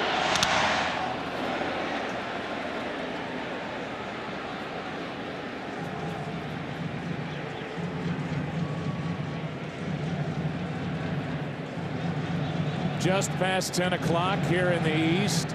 Shane Victorino with a 2-out, 2-run single with the bases loaded back in the 1st, and Pena and Longoria started 0 for 31. 2 for 2 since. Now the 3-2 again to Burrell is low, ball 4. A 92-mile-an-hour fastball is called ball 4, and that is it for Kazmir. And that pitch didn't miss by much. Well, we saw the 2-2 fastball call the ball down. Where was the 3-2 fastball? Actually, a sequence, the 2 sliders, and now the 2-0 pitch connects. Pat Burrell fouls off a bunch of pitches, and that was the pitch on a 3-2 count. So 2 low fastballs. Kazmir does not get the calls on either one. Back-to-back walks to start the 5th. Kazmir is pulled from the game. Scott Kazmir has issued the most walks in a World Series game since '97. Livan Hernandez in Game 5 of the eventual champion Florida Marlins. And Kazmir's down there shaking his head earlier, scratching his head.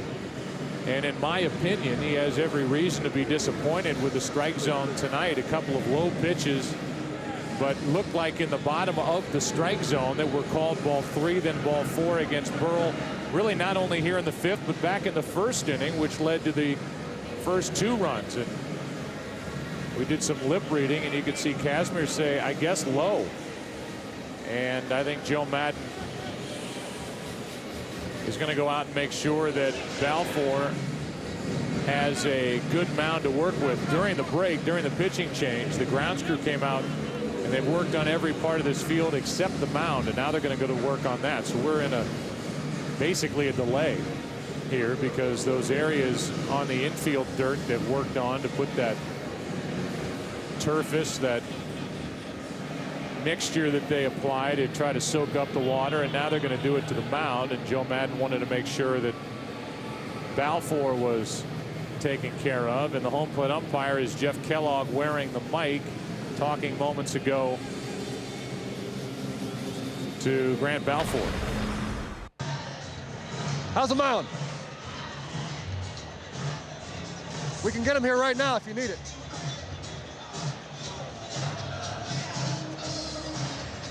Warm it up. I don't know. Okay, all right, just let me know.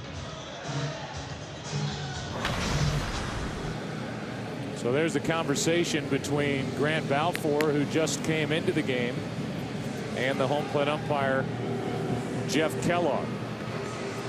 We welcome you into the broadcast booth, and typically we have a very good seat, very good angle. You could say that the seats down low are the best seats in the house, but not tonight. It's a nasty night weather-wise. And how about Kazmir? They went along with him. Kazmir ends up walking 6 as he gets into the 5th inning, and now he leaves what could be a mess for Grant Balfour to try and clean up. Well, Pat Burrell has been the beneficiary of some low balls in the strike zone, and the 2-2 pitch and 3-2 pitch we thought were strikes. And as you said, Scott Kazmir in the 1st inning was squeezed by home plate umpire Jeff Kellogg. So you look at Balfour, who's getting loose while he takes his warm-ups. We're going to take a quick break here in the bottom of the 5th. 2 on, nobody out when we come back with Balfour on the mound.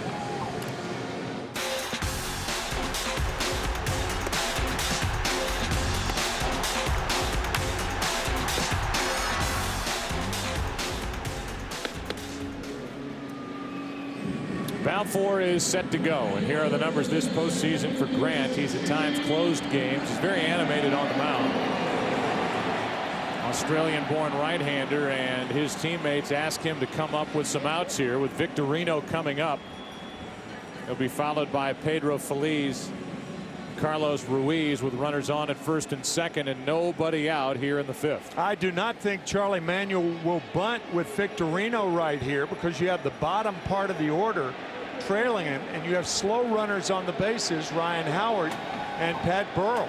But it looks like the Rays are squeezed and pinched at the corners, with Longoria in and Pena in, perhaps looking for the bunt. Remember the playing conditions. If the ball is put down, very, very wet.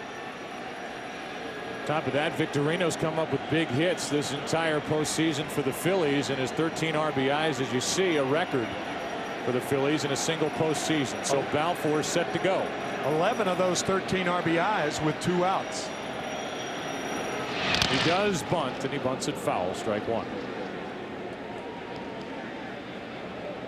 Biggest hit of the night so far came off Victorino's bat in the first. Bases loaded, 2 out. High delivery from Kazmir and a 2-run single. Rays got a run in their half of the fourth. A 1-out double by Pena, and then Evan Longoria broke through with his first hit for the RBI.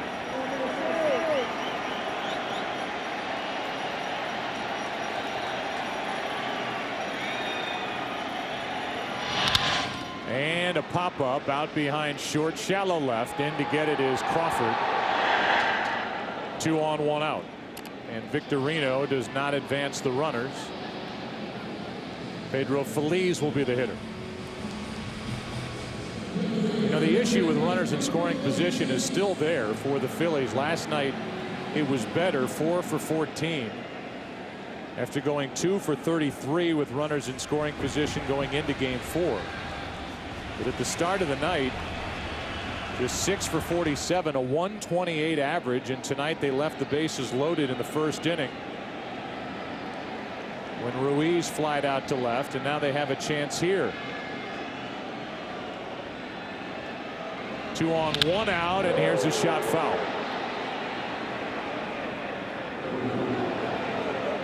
Well, the weather has certainly taken the routine part of the game out of the game. Ground balls are not going to be routine. Even pop flies are not going to be routine. Charlie Manuel even ducks under cover here. Usually he's up in the front there. His arms up on that screen in front of the dugout. 2 quick strikes on Feliz, who's had 2 pretty good swings. It's 0-2.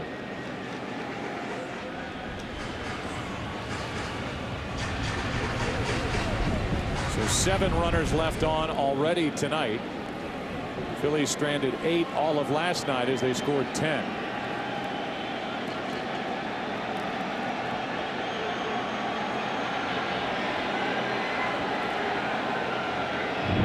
Feliz fouls one back here.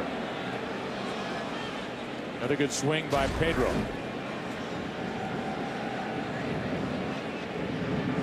That ball eye high. I'll say this, it can't get much worse than this. No. And have them continue to play baseball. No. It is an official game, however. Feliz pops it up. And again, it's no easy task. Pena wants it, has it. 2 out. I did not see Tim Tschida call an infield fly rule. I didn't either.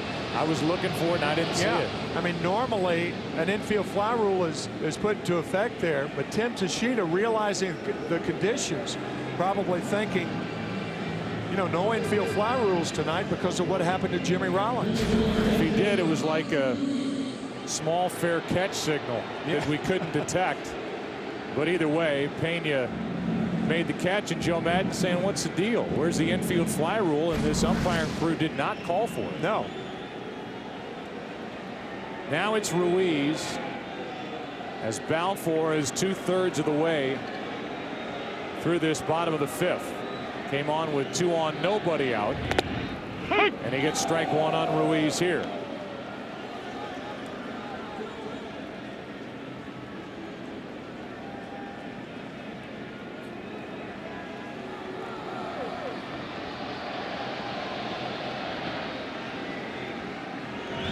That's a line drive foul.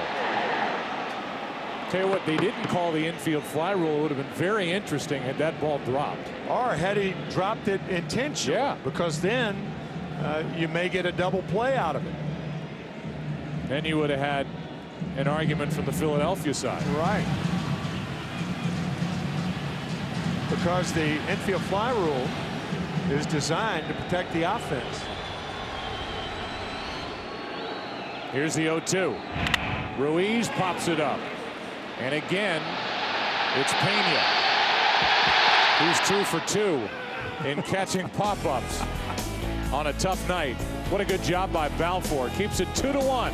as we go to inning number 6 in Game 5. Joe Madden went out to talk to the home plate umpire about, I believe, Tim Sheeta not calling the infield fly rule. And just to clarify or explain what the infield fly rule is, runners on at first and second, or first, second, and third, less than 2 out, and a ball hit on the infield in the air. The umpires call the infield fly rule. The batter is out and the runners can advance at their own risk. But there's one caveat in there, and that is with ordinary effort. And because the fielder, in this case Pena, his feet were moving around fighting the wind, if you want to take that into consideration, say it's not ordinary effort, we could have a night here where the infield fly rule is in effect thrown out the window. Ken Rosenthal, a lot's been said about this umpiring crew so far during this World Series. There have been some missed calls. There have been articles written about it. And there are some interesting rules for umpires and the assignments during the postseason. Right. Those rules, Joe, are according to the umpires' collective bargaining agreement. One, an umpire cannot work back-to-back series in the postseason. And that rule exists just to prevent the mental wear and tear, the physical wear and tear from an umpire in 2 straight series. The other rule, the more questionable rule, is the one that prohibits umpires from working in back-to-back World Series. Now think about that. A player or a team can go to back-to-back World Series, but an umpire cannot. The reason for that is because the umpires wanted to create more opportunities for umps to work in the game showcase event. Now this CBA, the umpires agreement, expires after next season. It will be very interesting to see if Major League Baseball seeks an adjustment. Yeah, I think it's worth talking about. And then when you look back through this World Series, we've seen a number of instances of calls that, here was the first one, Game 1, the no balk call against Cole Hamels, a big play. Rays thought it should have been a balk. Then Kerwin Danley seemingly ringing up Rocco Baldelli, but then appealing at the end of that. And Baldelli went down to first on a check swing, ball 4. The play on the flip by Moyer, and then this play by Evan Longoria clearly tagging Jimmy Rollins on the backside. That was last night in the first inning. He was called safe, and then what followed was a bases loaded walk to give Philadelphia a 1-0 lead in the first inning. So now this group is having to umpire on a rough night conditions wise here in Game 5 in Philadelphia. We'll take a break while they continue to work on the field here in Philly. This will be obviously a long night for anybody involved in this game. That includes the grounds crew. And it makes me think of the job that was done by the police officers yesterday in this area, and those who are involved with security, with all of the events that were going on during the course of really late Saturday into Sunday, whether it was the Eagles game, the Who concert, Game 4 of this World Series. What a tremendous job law enforcement has done here in Philadelphia to make sure that everybody's safe going to and from and while inside these venues here in Philadelphia. Philadelphia's finest did their finest. This has been a long layoff for Cole Hamels. Not only, I mean, think about it. He's been standing out there while they've worked on the field on the heels of the 2 walks, the pitching change. They worked on the field in the bottom of the 5th inning. And now here in the top of the 6th. We'll see how he gets along. And he was hit by a pitch trying to bunt back in the 4th. He misses high, ball 1. 4 innings left, and you just cannot help but think that the elements are going to have something to do with the outcome of this game. 30 minutes between pitches in the game by Hamels. He did warm up, but as far as in-game pitches, 30 minutes between pitches that count for Cole Hamels. Here's a 1-1. That skips in.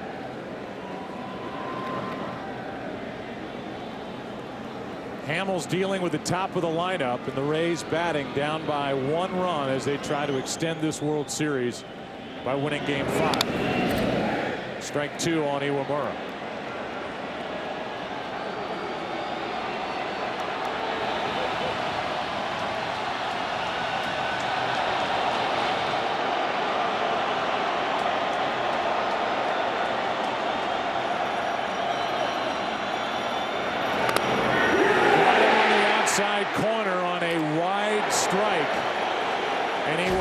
shakes his head as he walks back.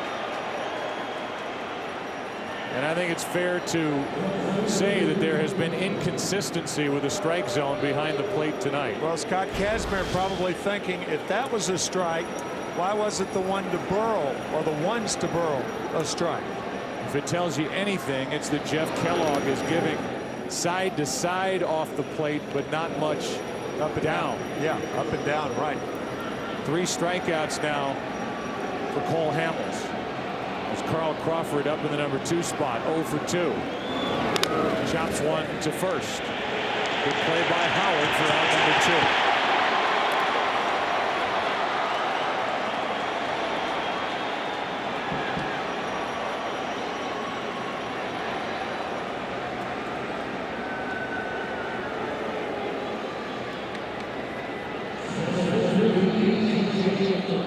So now with 2 out, nobody on, Cole Hamels will deal with B.J. Upton.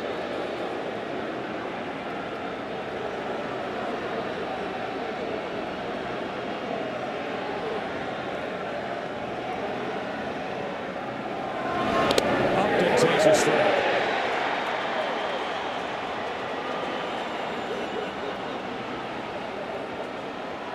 Top of the order so far, just 1 single tonight. That's down and away. If you're Cole Hamels, you try to stay away from Upton. Lightning quick on balls inside, and a 1-run ball game, so you really can't chance it. A 1-1. Ball 2.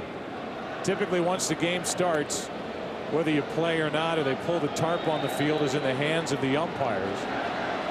But obviously, the hierarchy of baseball is here, including the commissioner, Bud Selig, and Tim Brosnan, Bob Dupay, right on down the line. So you would think it would be a group decision as to what they do as they continue to check the radar and figure out if this weather's going to improve at all or get worse. The 2-1 to B.J. Upton. 2-2.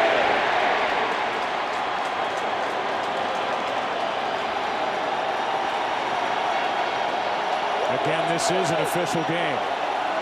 The 2-2. Upton grounds one to the left of Rollins. Can't make a play. Wouldn't have had a play anyway with the speed of B.J. Upton. And the top of the 6th inning continues on a 2-out hit by the Rays center fielder.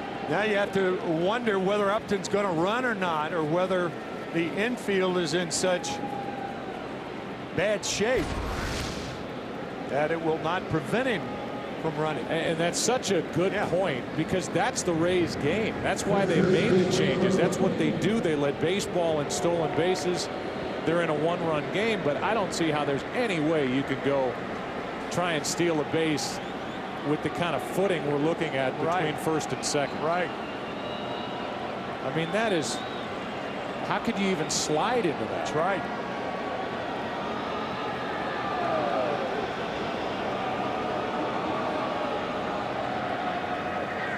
I mean, it's one thing to continue playing, and you can make a strong argument that you don't want to stop play with a guy like Cole Hamels on the mound. It's a good game, 2-1. But the conditions on the playing field right now, especially on the infield, don't lead to very good baseball. Yeah, and when it robs a team of its talent, what got them here, like the speed of Upton. If I'm Joe Madden, I'm starting to think about going out and saying that this is an unplayable field, because it completely shuts down their running game, which is one of their biggest weapons and a reason why they're in the World Series.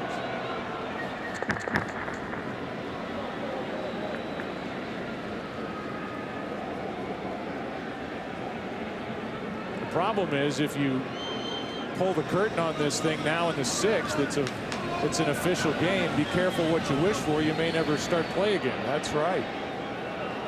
But that is a sloppy track, to say the least.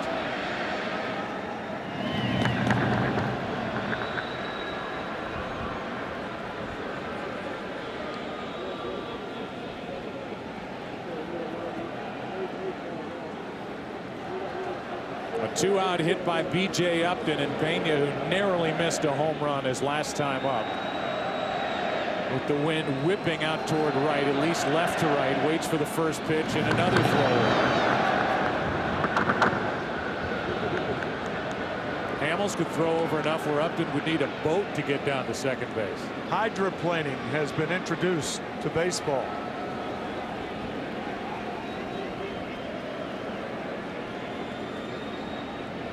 Meanwhile, Upton with his hands in his belt. There he goes, got a great jump, and the throw by Ruiz too late. That was Upton just looking at Hamels. He had 3 or 4 steps before Hamels even thought about getting the ball to the plate. And he indeed hydroplanes into second base. 4th stolen base of the World Series for Upton. Now a base hit can tie it. The Rays need it from Carlos Pena,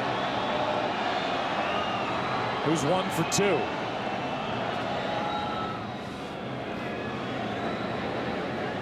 Two out the inning, and Cole Hamels is now bothered by Upton out at second base.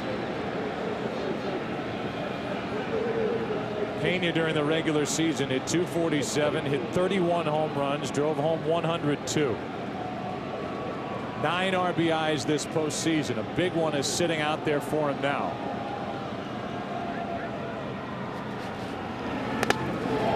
Inside and low. For a ball. On deck is Longoria.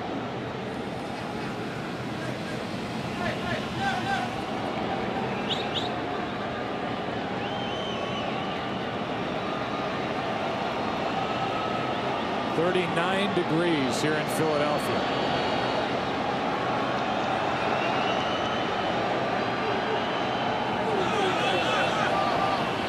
Joe Madden was asking what the count was to the home plate umpire. It's 1 ball, 1 strike.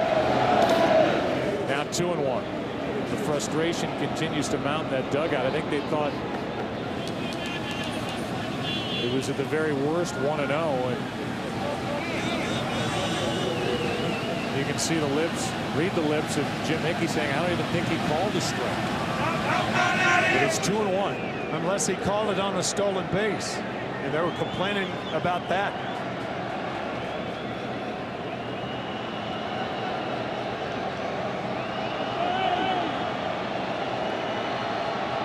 Pena up on the count. 2-1.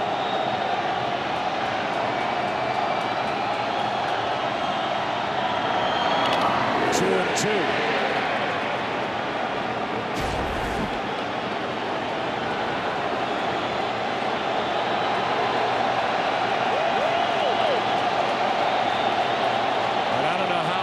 This soap can make this much noise.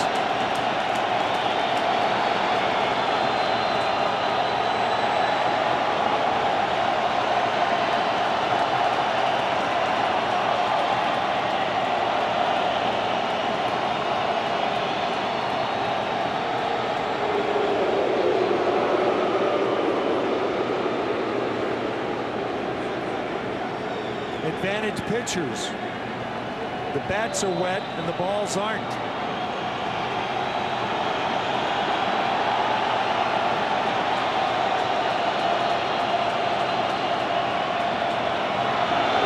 Line drives a base hit into left.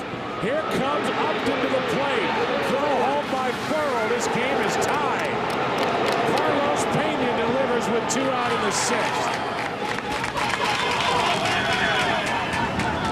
They've been waiting for Pena to find his stroke, and here tonight in game 5, he's found it. A double to score a run, and now a single to tie it. Routine for Tom Foley, the third base coach, because of Upton's speed and the conditions. Upton almost hydroplaned right past the plate. Yeah. He got it with that left ankle, it looked like, and Longoria takes the ball down and in. have to tiptoe around the bag to get to the plate. It was rather close. Under the worst of conditions, the Rays tie it. Got it with his left hand going by if the foot didn't graze the plate. Now Longoria out in front of a changeup. It gets away from Ruiz, and down to second is Pena. Now a base hit by Longoria, who already has an RBI hit, could put the Rays on top in the 6th. This ball did not hit the dirt. Ruiz tries to backhand it. It should be a pass ball. That ball should have been handled, but squirts away from Carlos Ruiz.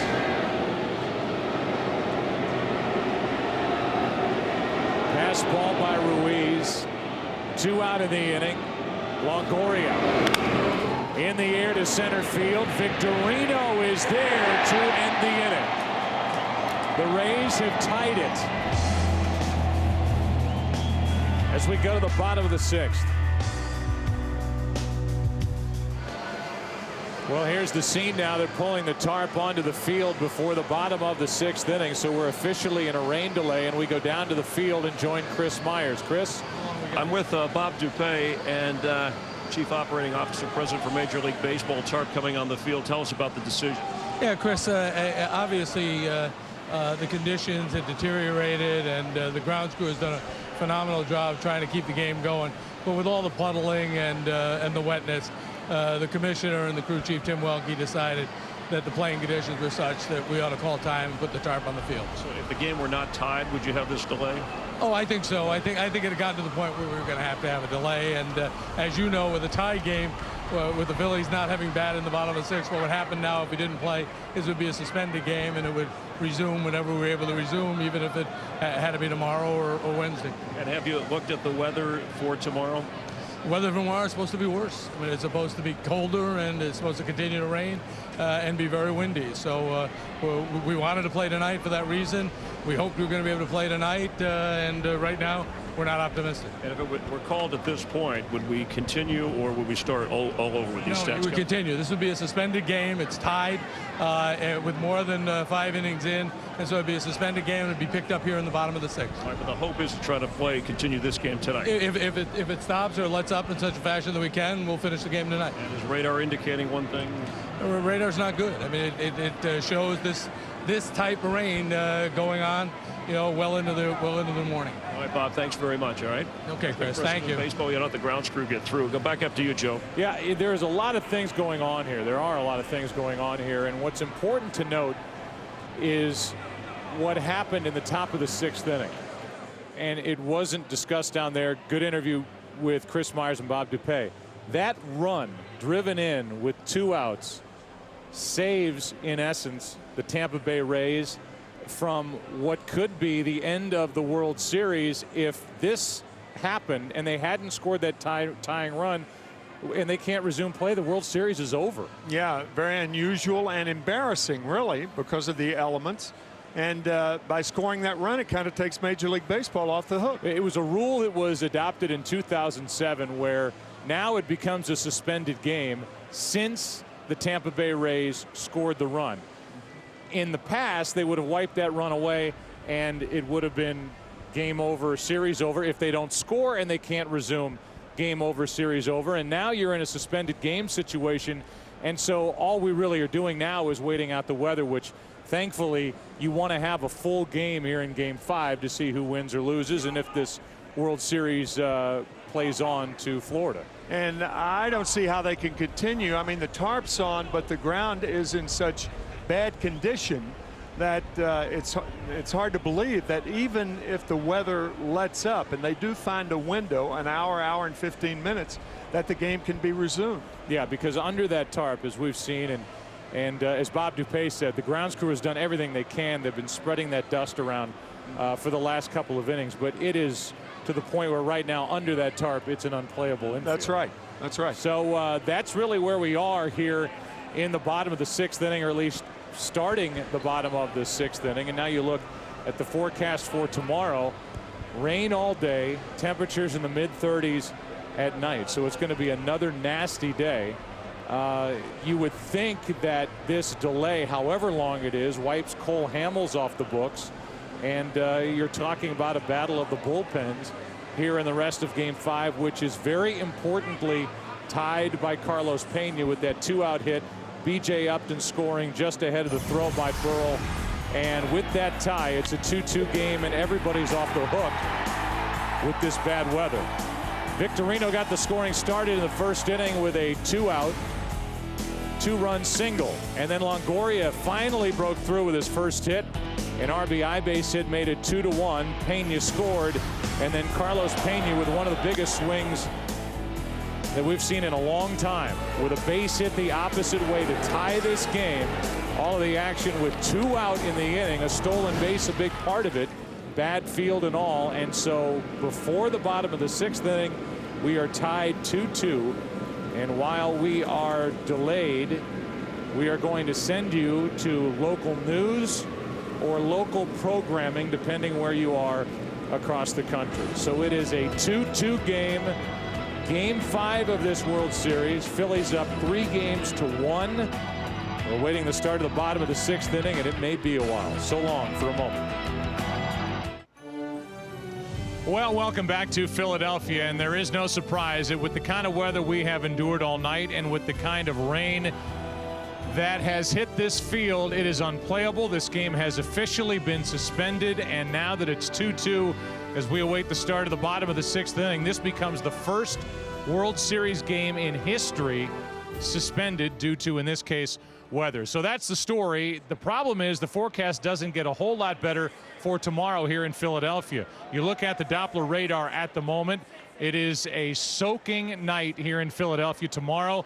More rain is on the way. So what we do is we come on the air tomorrow night at 8 p.m. We play baseball shortly thereafter. We do not start over. We pick it up in the bottom of the 6th inning in what is a 2-2 game with the Phillies leading 3-1, trying to wrap up the World Series while the Rays try and extend this series, get it back to Florida. Again, tomorrow night at 8 Eastern on Fox, we resume play.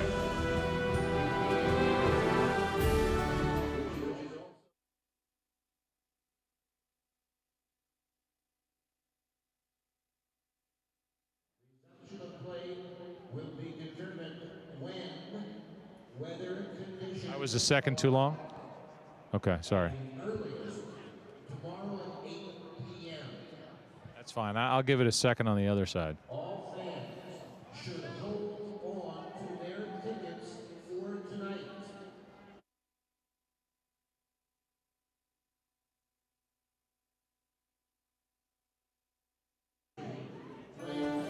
Well, we've talked about the field conditions all night long, and as it turns out, this game is officially suspended. The rain continues to fall. The field is at this point unplayable. So what that means is this Game 5 becomes the first ever World Series game suspended, in this case due to weather. You take a look at the radar, it's no better as this night goes on. The problem is we look ahead to tomorrow, and the weather is not supposed to be any better tomorrow night here in Philadelphia. But as it stands right now, we'll pick the game back up, getting ready for the start of the bottom of the 6th inning, and we'll do so at 8 o'clock Eastern. We'll hit the air right at the top of the hour and be playing baseball shortly thereafter. Again, we do not start over. We will resume play in the bottom of the 6th inning. It's a 2-2 game here in Game 5. Phillies up 3-1, one win away from securing the World Championship. We'll see you tomorrow night at 8 Eastern here on Fox. It's the Chevy pregame show on Fox. Chevy, an American revolution. Welcome to a cold, loud night in Philadelphia. Victorino delivers 2. Phillies strike first. The combination of Pena and Longoria come up big. It's 2-1. The weather is just awful, and it's raining harder the deeper we get into this game. Hydroplaning has been introduced to baseball.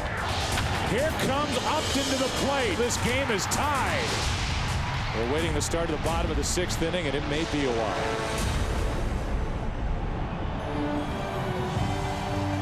They are ready in Philadelphia for the bottom of the 6th inning as we resume Game 5 here tonight.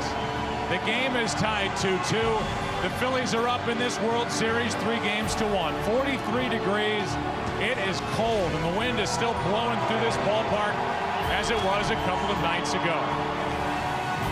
And now welcome to the broadcast booth, everybody. I am Joe Buck. Tim McCarver is coming right up. So what are we in? We're involved in the first suspended game in the history of the World Series, and because of that, we're about to jump right into one of the most strategic times of any game. The bottom of the 6th inning with a pitcher about to lead it off. That's the situation for the Philadelphia Phillies.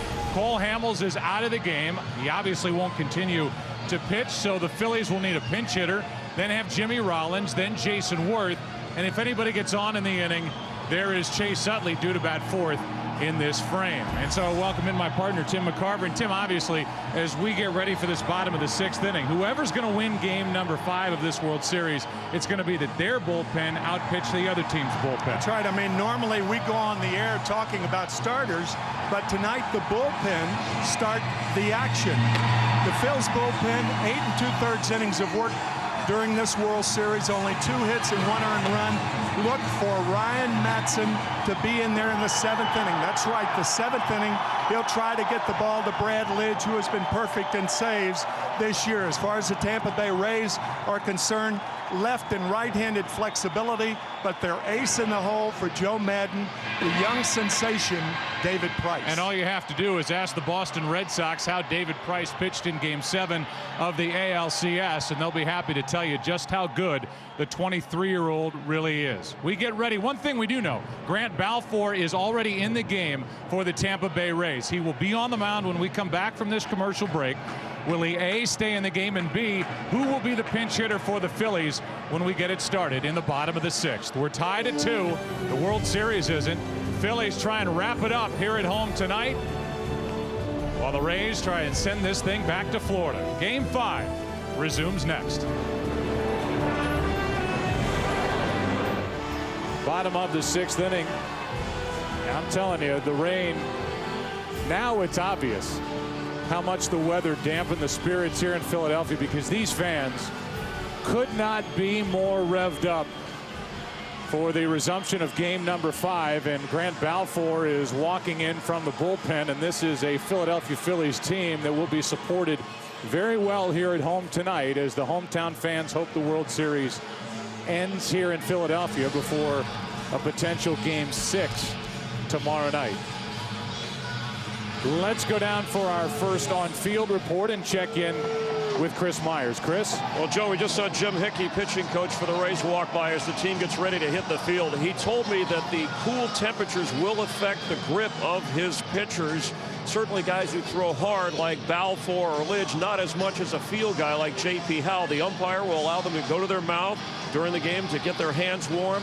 Also, he said that an old trick he learned, have them dip their fingers in rubbing alcohol, which is legal in between innings, and then touch the rosin bag. It'll help with the tackiness and grip on the ball, and that'll last for about an inning. He thinks it could help in these cooler temperatures. The Rays want to get a grip on this series. Let's check in on the other side with Ken Rosenthal. Thanks, Chris.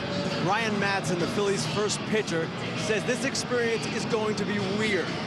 Relievers are accustomed to sitting in the bullpen in the early innings, talking amongst themselves, getting a feel for the game. Well, Madson says he plans to follow his normal routine. He went out to the bullpen with the other relievers, and he says he told Charlie Manuel, just ring the phone. Yeah, these guys are creatures of habit. So even though Madson knows that he's coming in, they're still going to call down and say, get Madson up. And it's just got an odd feel. I mean, we've been preparing for this game, whether you're preparing for the broadcast or these players are taking batting practice or the managers are meeting with the media. All of this is in essence going on during game number 5 in the 6th inning of this World Series. And because of the fact that we're starting the bottom of the 6th inning, it's the home team that gets to hit first, and in essence they get 12 offensive outs to play with, while the other team, the Tampa Bay Rays, get only 9. I think it's very interesting that the Rays do not have a left-handed pitcher warming up. Perhaps how, because that could thwart the use of a pinch hitter by Charlie Manuel here in the 6th inning. His best left-handed pinch hitters Greg Dobbs, and then the pinch hitter with the most power, Matt Stairs. So we'll see. So Grant Balfour is back to the mound. He had to take over for Scott Kazmir 2 nights ago in the 5th inning, and what a job he did. That's what he's done during the postseason. He came in with 2 on and nobody out. He got out of that by getting Victorino on a fly ball to left, and then 2 pop-ups that were handled very well on not easy plays by Carlos Pena with the rain and the wind and the footing that he had to deal with. And in case you're wondering, Grant Balfour has a 120 average against when lefties hit against him.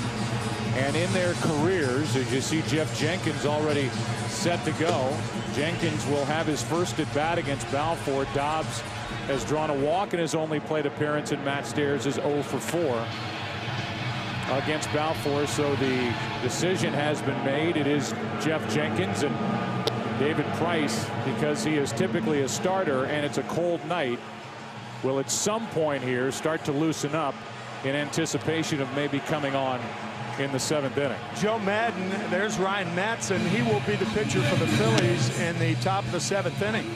And Joe Madden telling us that it is very important to get a 1-2-3 inning. And if that happens, maybe David Price will open the bottom of the 7th inning to work against Chase Utley and Ryan Howard. So while Balfour prepares for the 9, 1, and 2 hitters, which we now know are Jenkins, Rollins, and Worth. Reason it's important for the Rays for Balfour to go 3 up, 3 down, as Price does start to loosen, but that's not for this 6th inning. He would start an inning fresh, you would think. But because Balfour has Utley due up 4th in this inning, if anything starts to brew for the Phillies, maybe it's Price, maybe it's J.P. Howell, somebody else in a situation where Utley can beat you. So here we go. Basically 46 hours after they pulled the tarp on the field here on Monday night.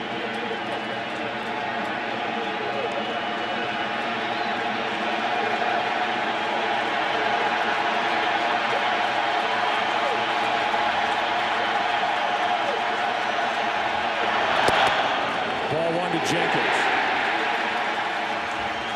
Jeff Jenkins just 0 for 3 during this postseason.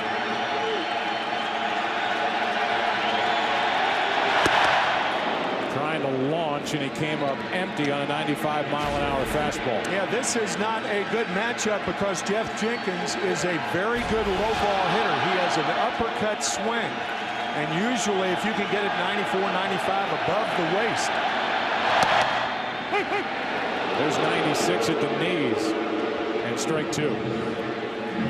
Balfour threw 9 pitches on Monday night, all strikes, to get his 3 outs. And again, he came on with 2 on and nobody out in a tie game.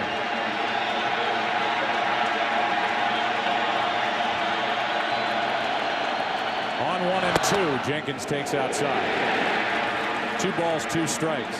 So Balfour came in bottom of the 5th, and then that 2-out rain-soaked hit by Pena scored B.J. Upton.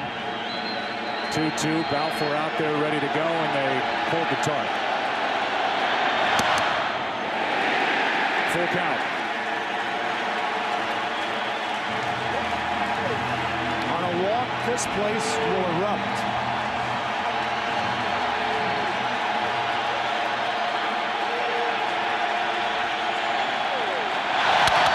Jenkins hits it in the air to right center field at the wall.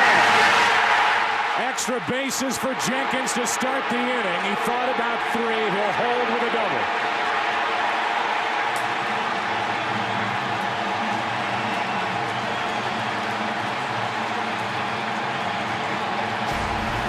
On a double, it'll be louder. Balfour getting the fastball down, and that uppercut swing, and Jeff Jenkins with his first hit of the series, and is it ever a big one? First hit of this postseason.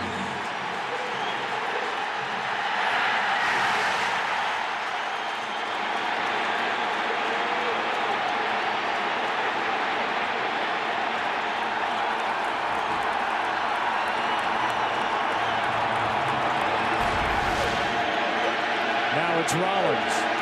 Now you may see a bunt.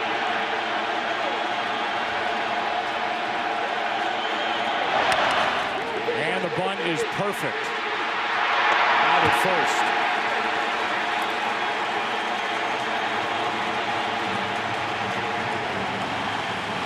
Over to third is the go-ahead run with 1 out. Watch Balfour hit the deck. Run it to Longoria, and Balfour getting down to make sure Longoria has a clear path to Pena at first.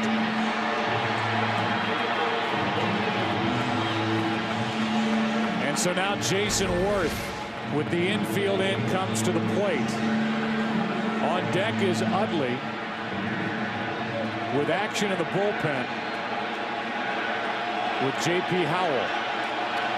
Very rare you see two left-handers warming in the bullpen at the same time, but that's the case for the Rays.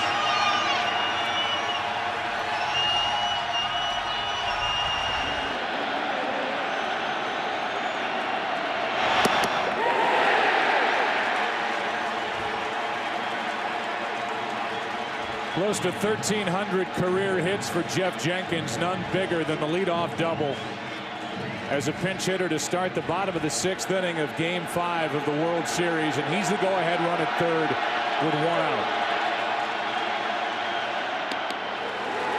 2-0. And now Carlos Pena in to grab for the rosin bag and say something to Balfour before he heads back to first.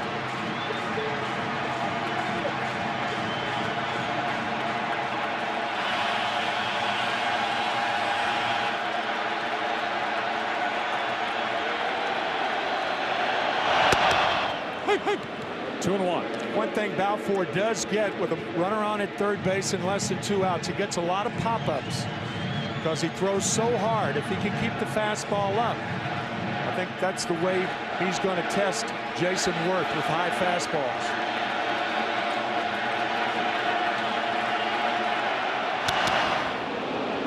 .95 in on the hands. It's 2-2.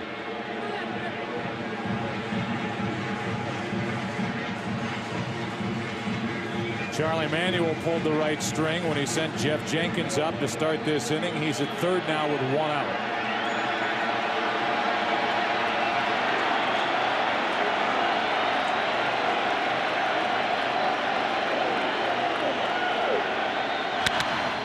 Worth a shallow fly ball into center. Iwamura can't make the play, and the Phillies take the lead.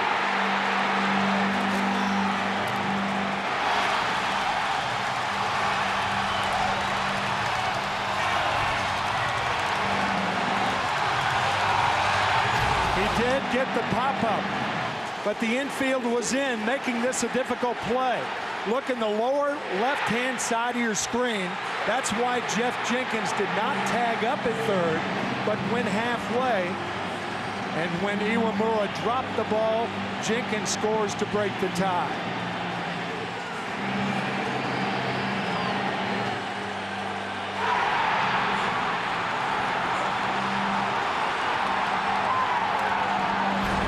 Jason Worth drops one into center. It's an RBI base hit, and the Phillies have regained the lead. Howell coming in, Utley coming up. The reaction from Grant Balfour. After waiting 46 hours to resume game number 5 in the bottom of the 6th, gave a leadoff double to Jeff Jenkins. His first ever postseason hit. After the bunt by Rollins, the base hit to shallow center off the bat of Worth. Now Worth is on at first with 1 out, and Chase Utley is at the plate dealing with J.P. Howell.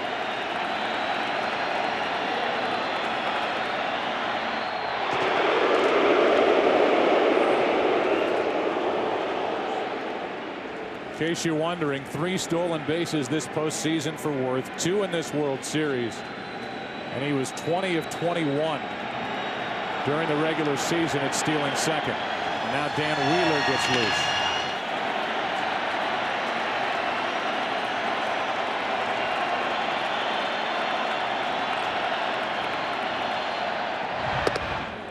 Strike one outside corner. On deck is Ryan Howard.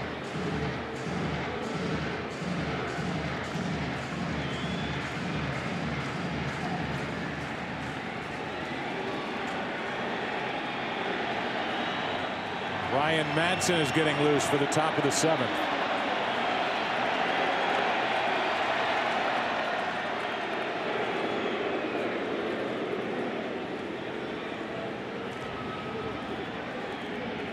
I think it's worth bringing up why Grant Balfour went back out there and why it's J.P. Howell here in the sixth inning and not David Price.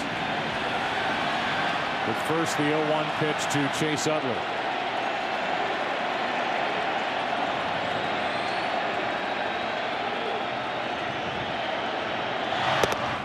On the outside corner again, 0-2. Balfour had time to recover after working the one inning, the bottom of the fifth inning on Monday night. He's one of the Rays' best short relievers.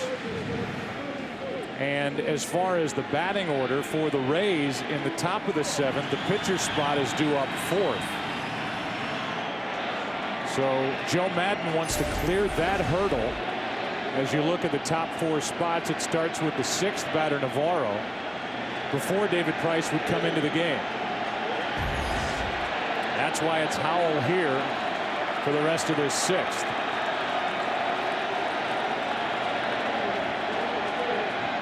And that's somebody like Price, who then theoretically he may have to lift with regard to the situation for a pinch hitter. It's as though the Tampa Bay Rays have been penalized because they're playing in a National League park. If this were back in Tampa Bay, it would be an easy choice. David Price may have started the bottom of the sixth inning,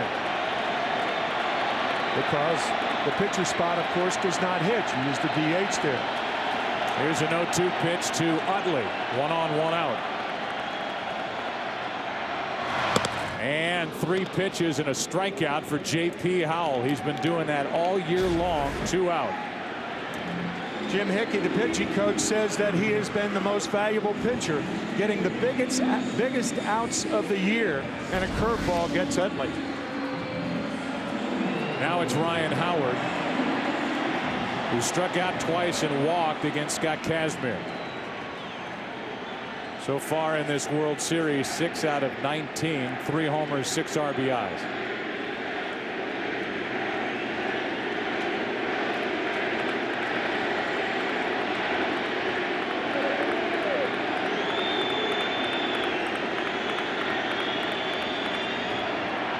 Utley, rather, Worth took off too soon, and he steals second. Howell through to first, and Worth takes second. He's there with 2 out. J.P. Howell was too deliberate when he brought the right leg up. He brought the right leg up, and Worth, with a little stutter step, took off and steals second base. His 4th stolen base of the postseason. He started to stop, and then a wild throw, a wide throw by Pena, started to stop right there. Pena did what he could, but the throw wasn't that good. The throw to the third base side, and that allows Utley, or Worth, to slide into second safely. So Worth is out there in scoring position. 2 out for Ryan Howard. And Howard pops it up. Shallow left. The rookie Longoria hauls it in. Jeff Jenkins and Grant Balfour were teammates last year with the Brewers. They hook up here in the World Series. Jenkins led off with a double, scores the go-ahead run. Back after this from your local Fox station. Because the Phillies just got that run in the bottom of the 6th inning, Cole Hamels can still be the winner if the Phillies hang on, and no pitcher has started and won 5 games in a single postseason.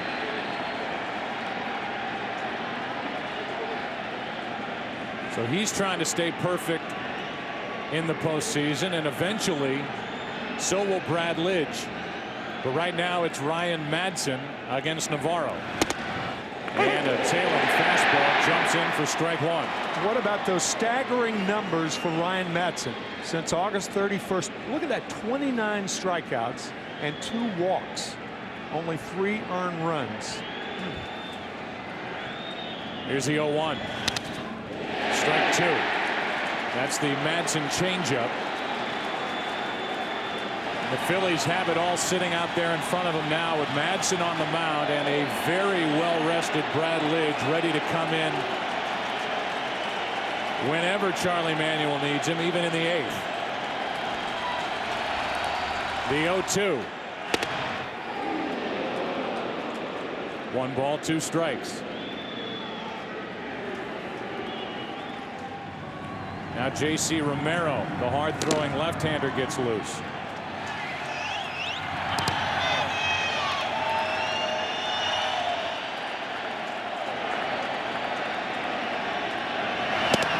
Navarro strikes out.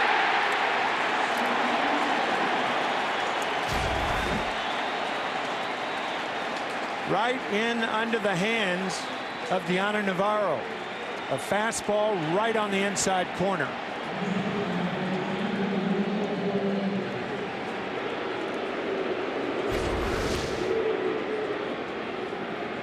Here's Rocco Baldelli. 0 for 2 tonight, and whoever Joe Madden has put in his lineup in that right field spot. As Baldelli hits one into left, back is Burrell, and Baldelli has tied it. Rocco Baldelli has gone deep. It's 3-3 in the top of the 7th. As Baldelli gets his first World Series hit and his second postseason home run.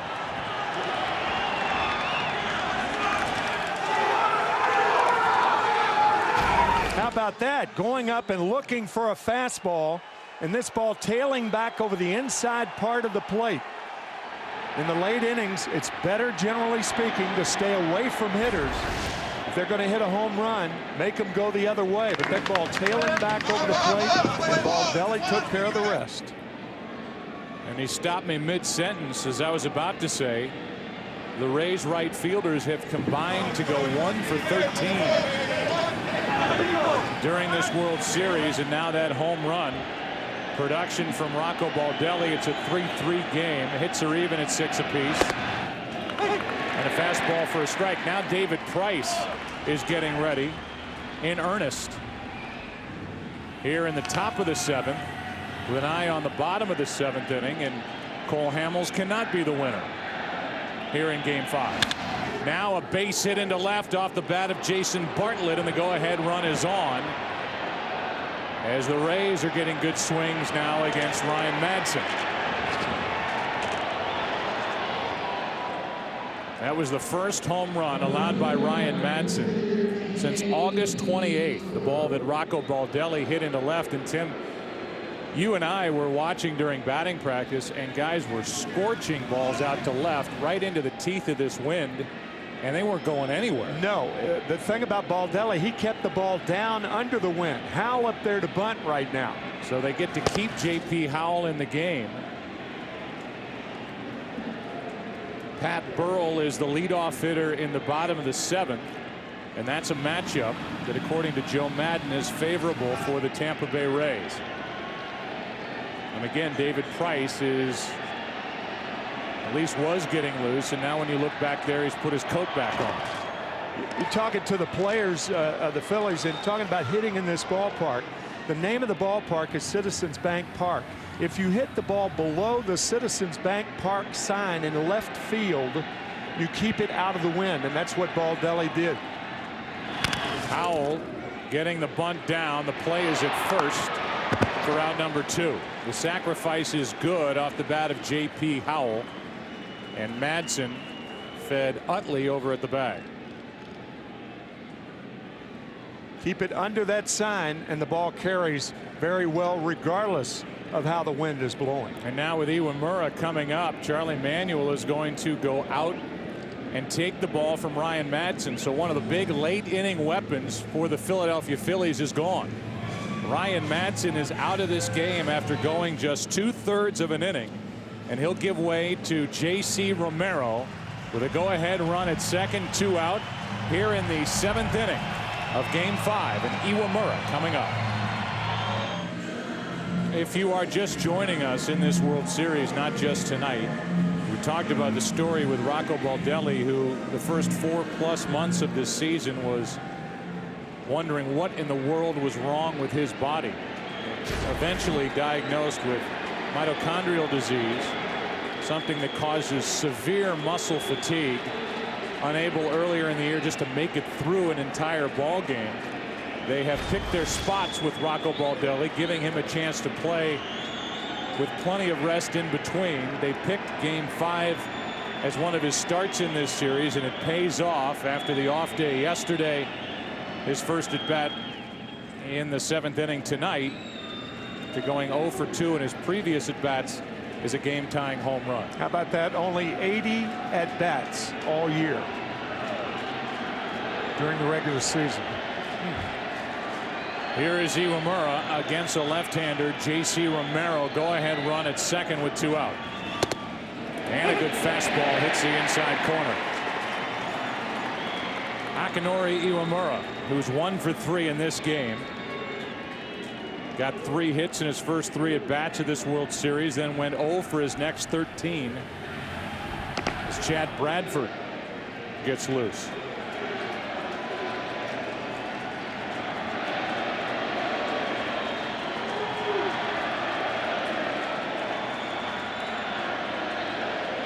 Runner at second, 2 out, and Iwamura grounds one up the middle. Utley, good play, has no play at first, throws home, and out is the call to end the inning.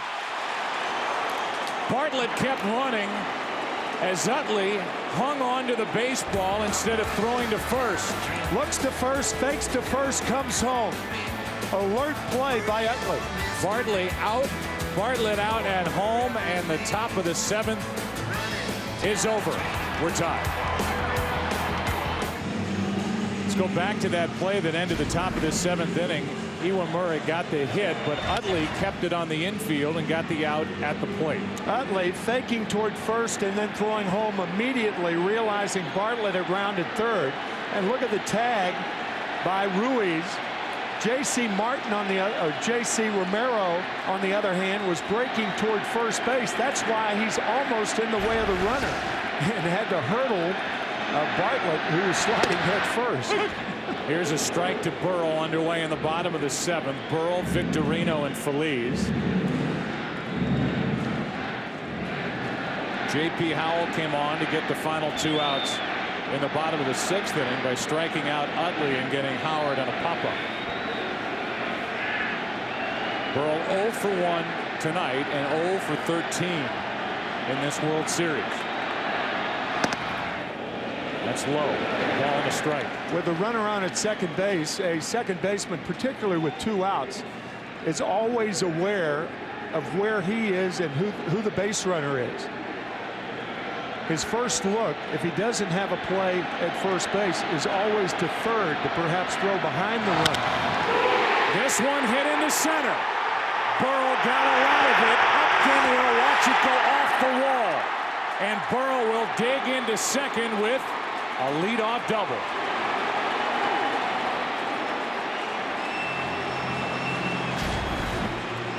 First hit of the World Series, a hanging curveball. And normally this ball is way out of this park. But as Joe said earlier, that wind kept it in.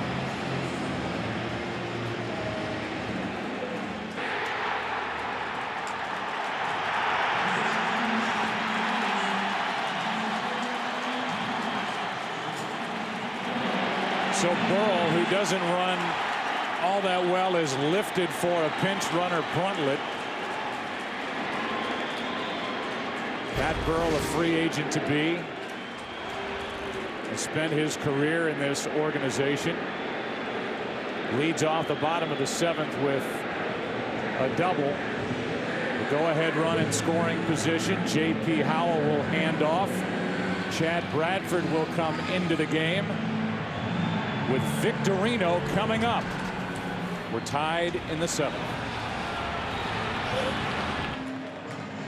Pat Burrow with a leadoff double here in the 7th inning. I know he's not a fast runner, but you never know when the situation will present itself to get an extra base.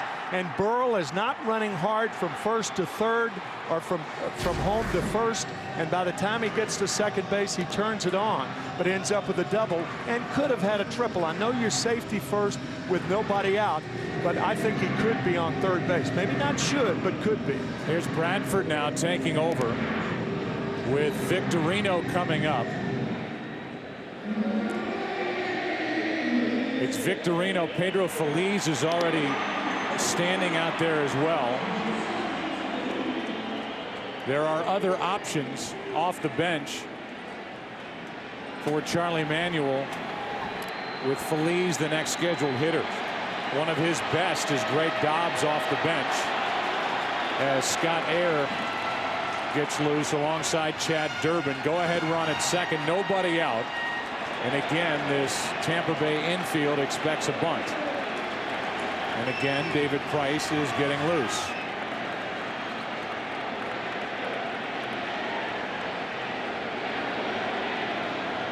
Brunlett doing the running for Pat Burrow.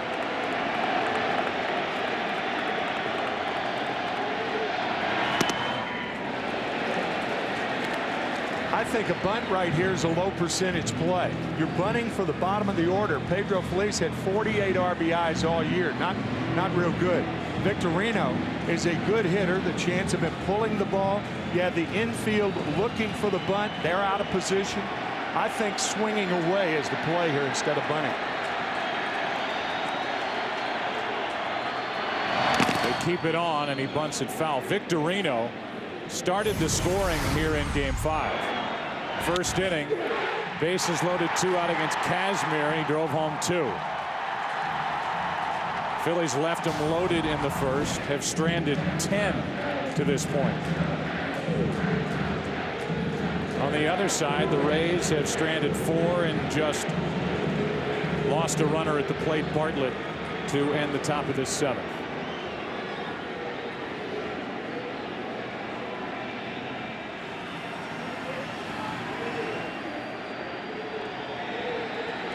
Victorino tonight 1 for 3 are in this game. Stretched over the 2 nights, and now Charlie Manuel walks out to the home plate umpire, Jeff Kellogg. I wonder if Charlie Manuel is talking about the fact that Chad Bradford does not stop, does not come to a complete stop. A pitcher, when he comes set, has to come to a 1001 complete stop. That could be what the Phillies dugout was arguing about. It was something I almost said. That first pitch he did. No, he didn't. His leg was coming up before he came set. Now this is different. Victorino misses it. Didn't look good trying to bunt it. And that's strike 2.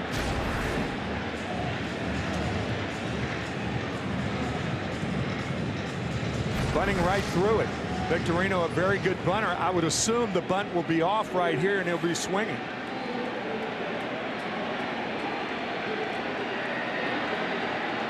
Still pinched in at the corners on this Rays infield. And he grounds to the right side. Victorino does his job. Good at bat by Shane Victorino in a postseason filled with important and good at bats for the Phillies.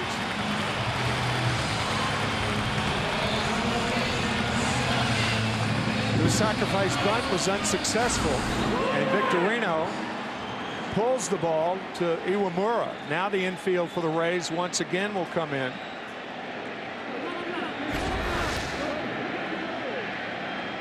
And Charlie Manuel sticks with Pedro Feliz.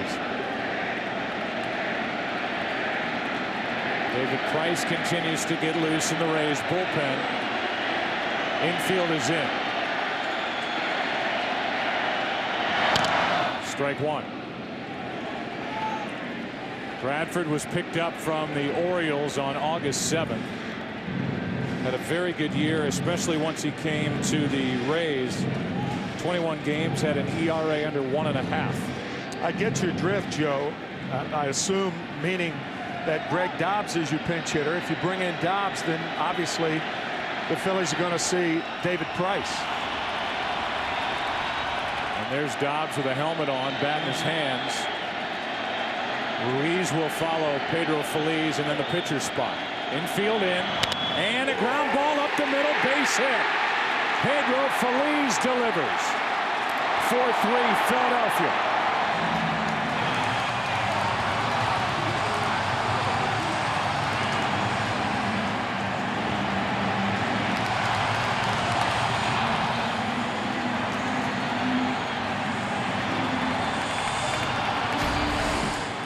With the infield in, the Phillies take the lead again.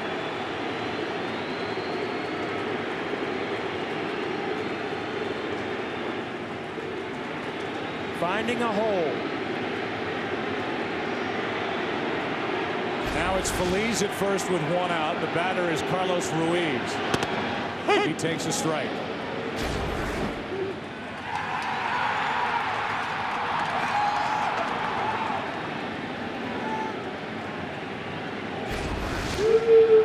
Pedro Feliz with his second hit of this game and just his second RBI of this World Series.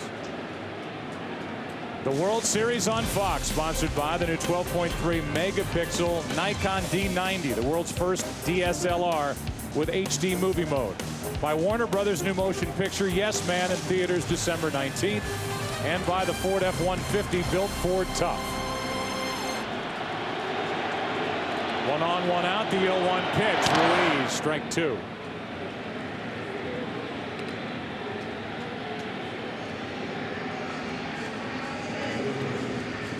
Dobbs is on deck.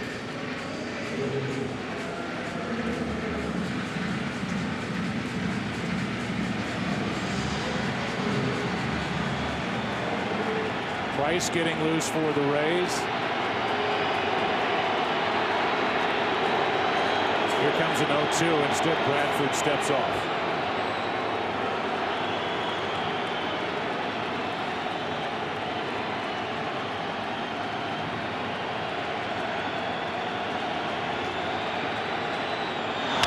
Ruiz gets one up the middle. What a play by Iwamura for the force out. Ball was almost past him.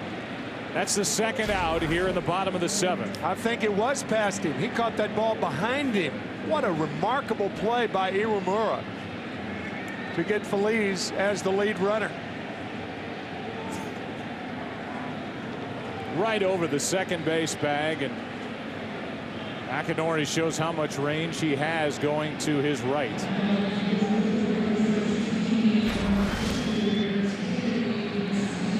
And now you have J.C. Romero, who's going to bat with a runner at first, 2 out. So Charlie Manuel will let Romero hit as he grounds one up the middle. Iwamura makes the play because he wants Romero to go back out to work with Crawford, Upton, and Pena due up in the 8th. Philadelphia retakes the lead. It's 4-3.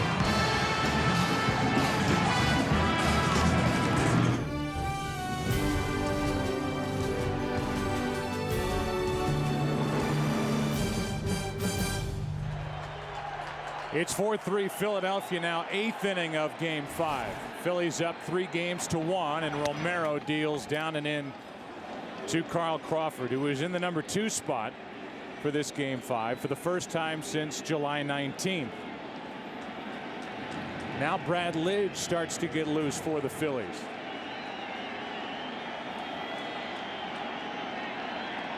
Two, 3, and 4 hitters for the Rays, down by 1. Upton will follow as Crawford takes ball 2. Bruntlett stays in the game. He's out in left.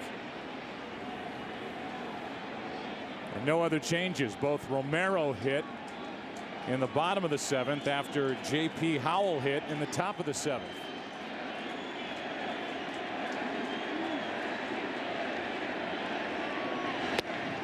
Good fastball, strike 1.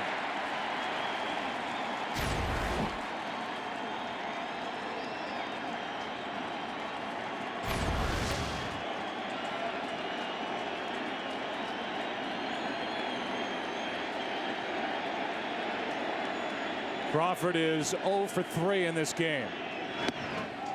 And that's low, a 3-1 count.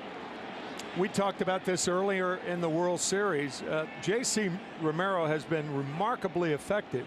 The only dent in the armor is an occasional walk, and it's a mysterious thing. Comes from nowhere. Behind in the count here, 3-1. And he fires strike 2. Really the overlooked reliever out there in that combination that's talked about with Madsen and Lidge. You have to add Romero's name to that short relief group for the Phillies. The count's full, 3-2.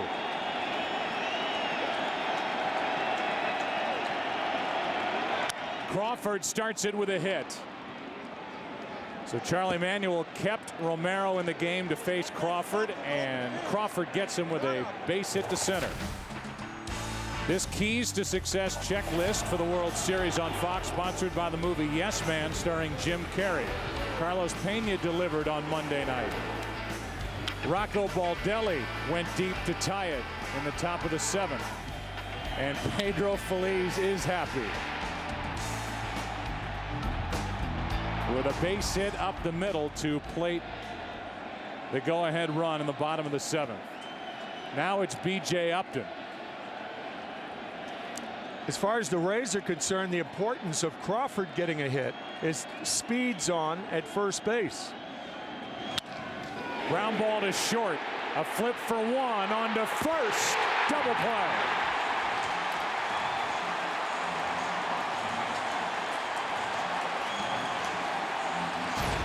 How huge is this? Off the end of the bat, but routine for Rollins, Utley, and Howard.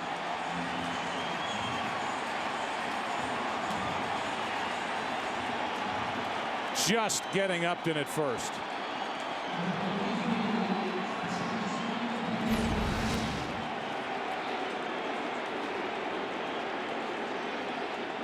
Now it's Carlos Pena, who scored the first run of the night for the Rays in the 4th inning and then drove home the game-tying run in that driving rain in the 6th. And Joe, you have to figure that under any circumstances, this is the last batter for J.C. Romero. Longoria on deck.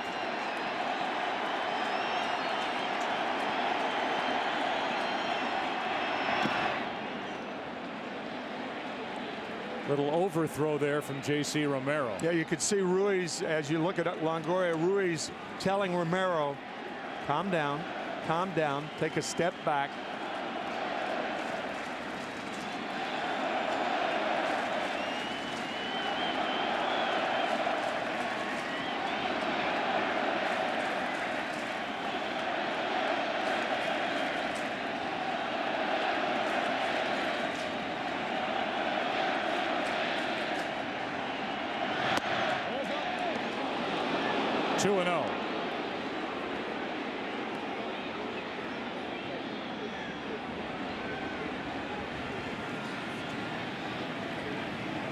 So now 2 outs in the top of the 8th inning, and even though Scott Air is continuing to throw, you have to believe that when Romero is finished, either here in the 8th or in the 9th, it'll be number 54, Brad Lidge. And it may come here in the 8th. If Romero can't calm down and throw strikes, it's 3-0. And none of the 3 have been close.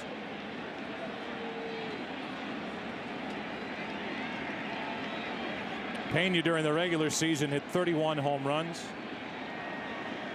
2 hits in this game,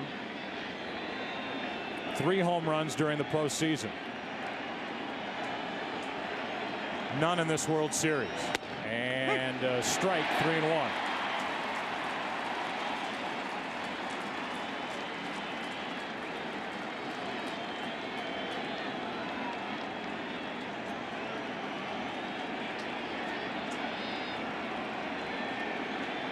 Pena, a very good low ball hitter. Power the other way.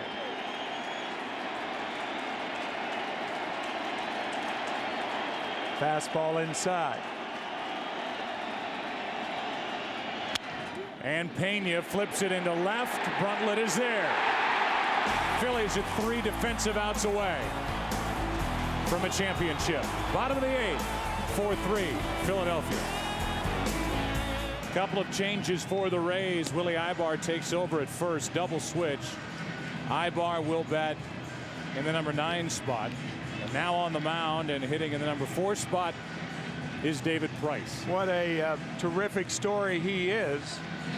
He had never won a game in any major league season coming up this year, but he won a game and saved a game in the postseason and retired the last 4 outs of Game 7 in the American League Championship Series against the Red Sox. Number 1 overall pick last year out of Vanderbilt. And now pitching in Game 5 of the World Series, trying to keep it a 1-run game.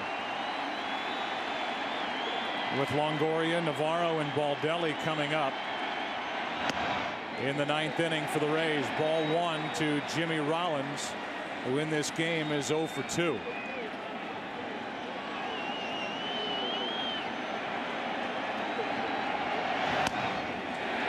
Two and 0.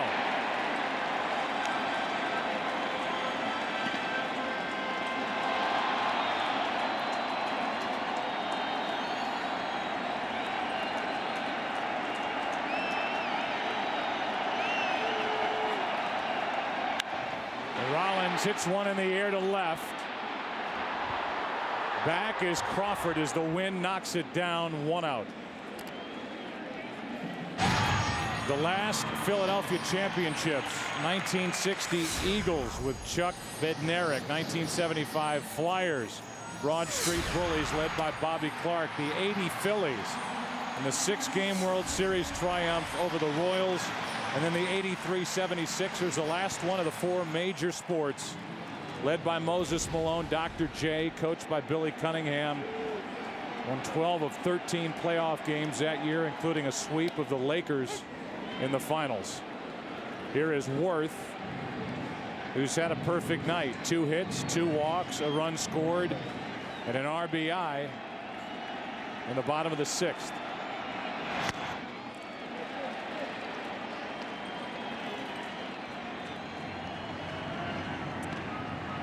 Lidge is getting ready. The 1-1. Ball 2.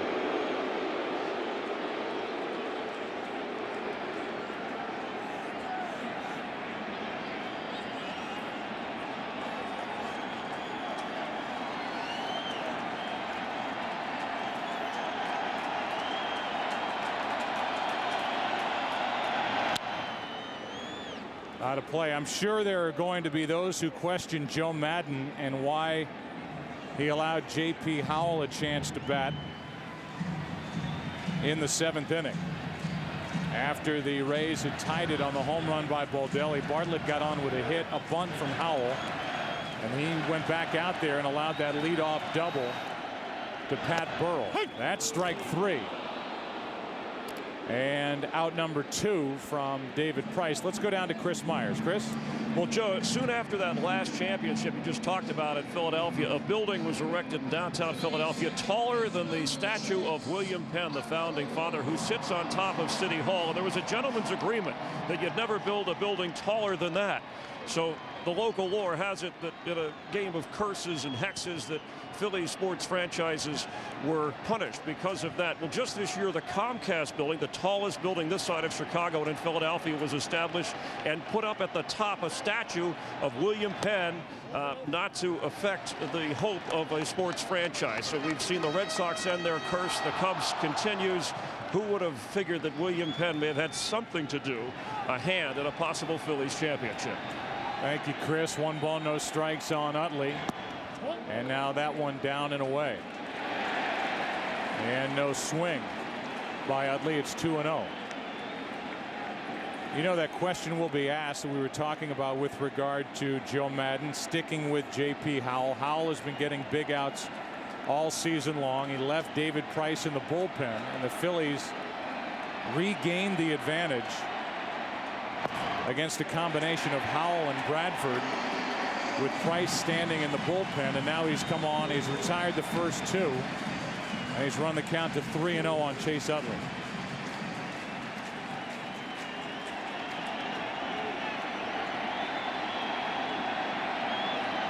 The 23-year-old brings it. It's a strike. And he did not let up to throw at 95 miles per hour. It's 3-1.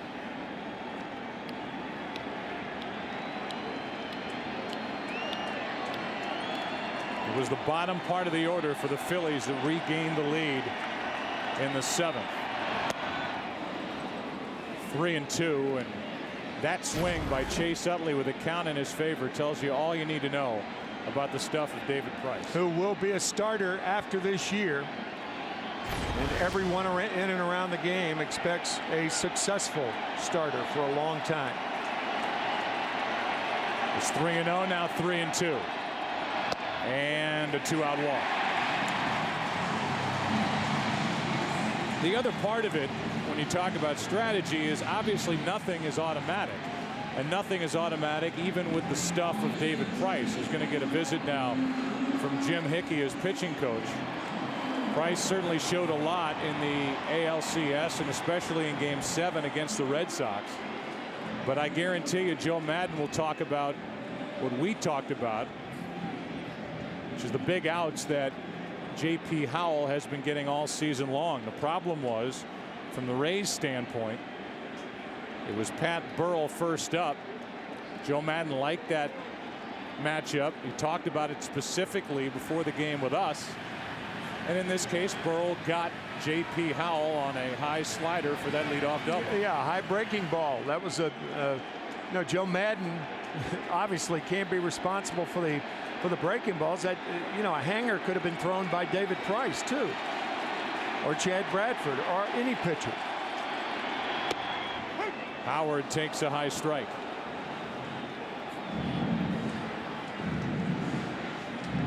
Hitless in this game is Ryan Howard, 0 for 3 with a walk.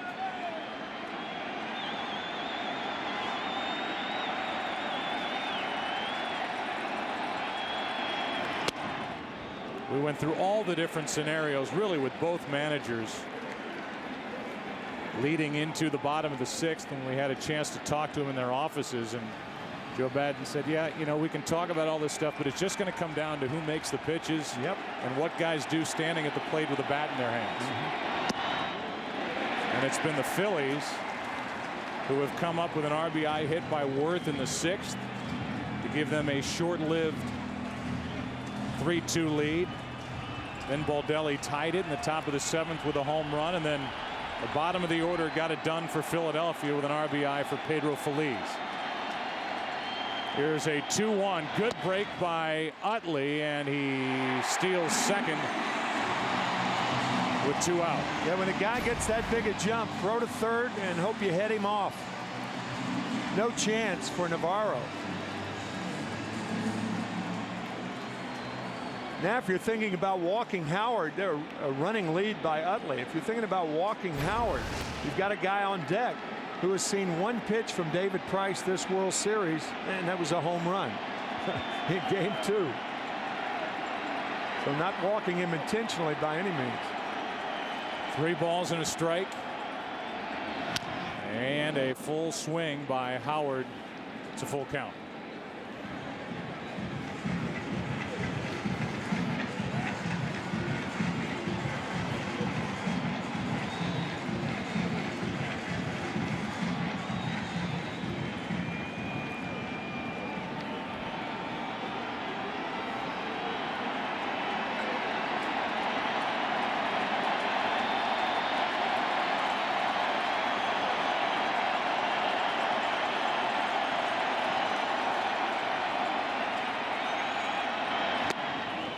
That sends Game 5 into the 9th inning. Brad Lidge is ready to go. He'll face Longoria, Navarro, Baldelli for the Rays.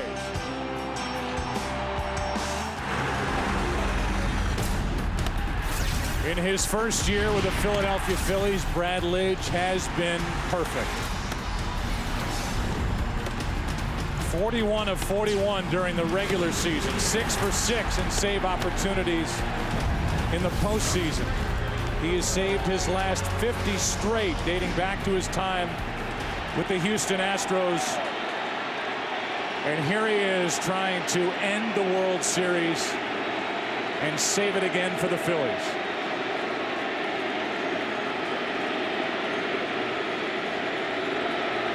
Evan Longoria, the rookie, first up. Strike one. Fastball, slider. First pitch, a slider. Not only slides away from a right-hander, but it goes down also. 6 postseason home runs for Longoria, who's in the hole 0-2.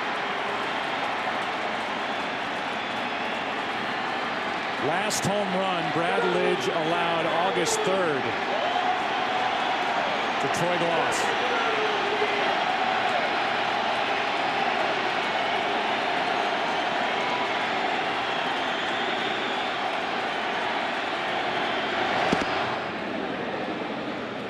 Longoria able to lay off that devastating slider.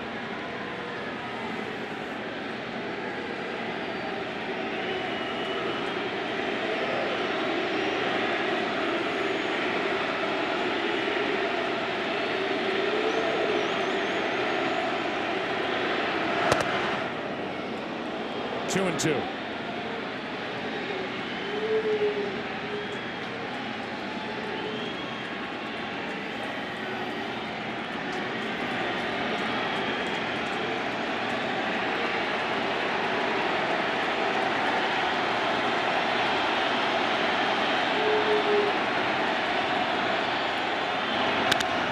Out of play.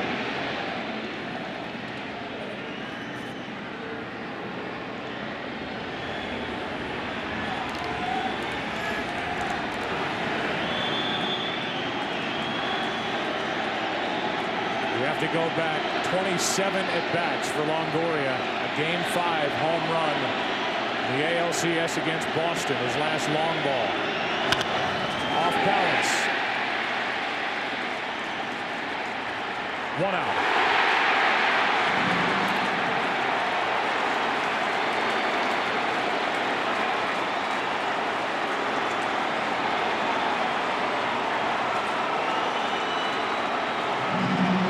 The Phillies won their 6th National League pennant when they beat the Dodgers.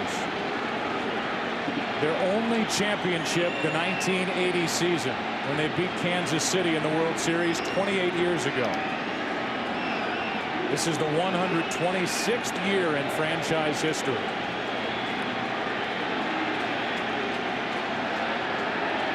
Navarro. Strike one.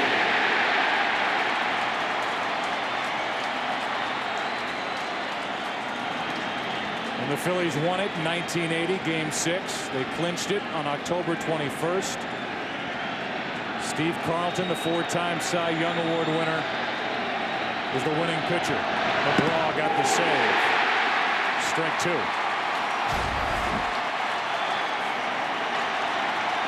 Keep in mind that Lidge's slider is so good that occasionally it'll get by Carlos Ruiz, the catcher. He is one of the best in the business at blocking balls in the dirt. He had 1 strikeout wild pitch against the Dodgers in the NLCS that allowed a runner to go to first after striking out.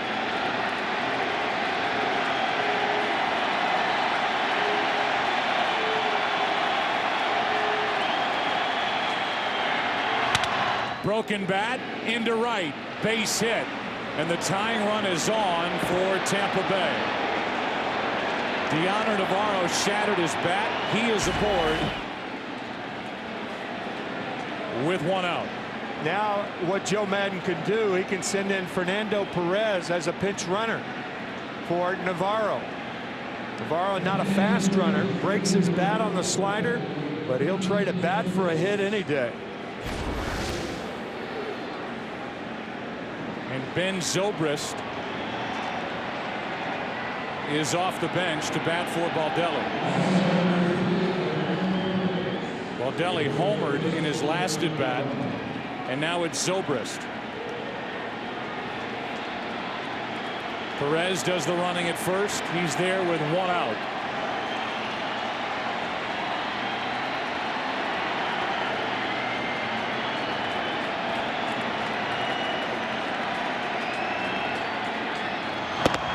Strike 1. This is a Tampa Bay team that has 23 stolen bases this postseason. That is a baseball record for a single postseason.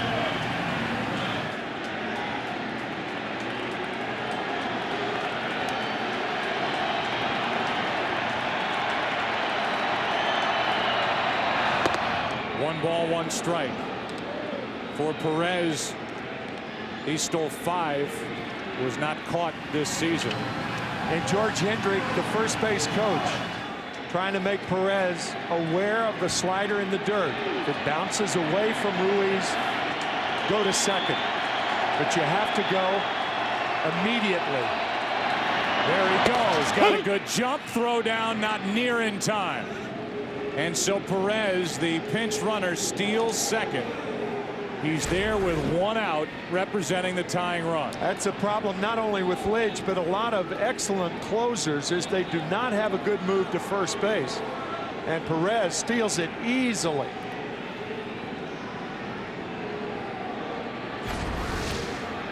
So not only is Zobrist up now,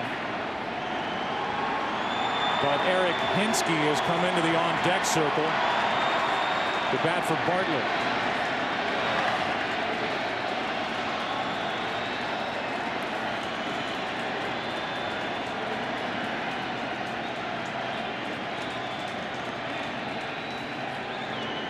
Again, time is called at the plate as Ben Zobrist,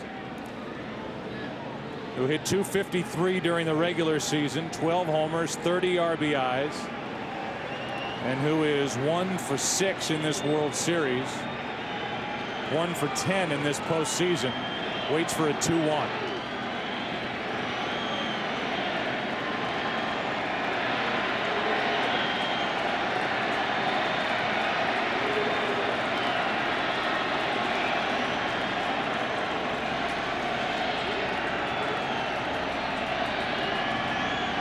Zobrist lines one into right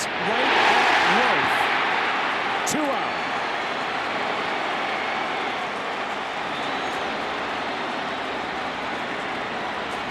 Zobrist hits it right on the button, a slider. Too much hang time.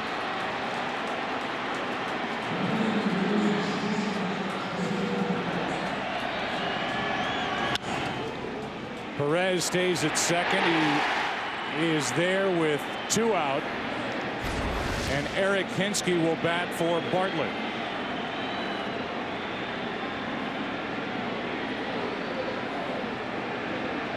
How about this? Eric Hinsky, who was added to the active roster prior to this series shifting to Philadelphia because of a torn labrum on the part of Cliff Floyd. And in his only at bat, he shot a pinch hit home run into center field. So a late addition to the active roster, and he is the last hope for the Tampa Bay Rays.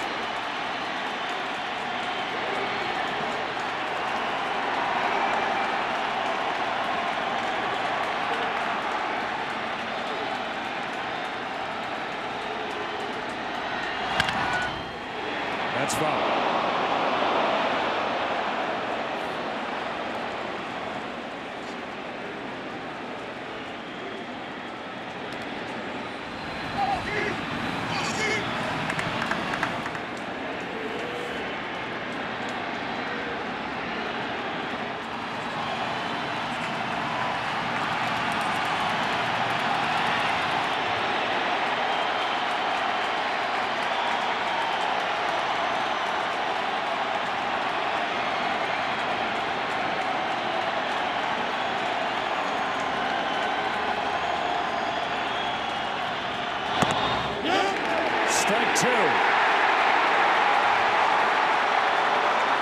the swing and not on the pitch. And the pitch was the slider. Hinsky went too far. That was close. It was called a swinging strike by home plate umpire Jeff Kellogg.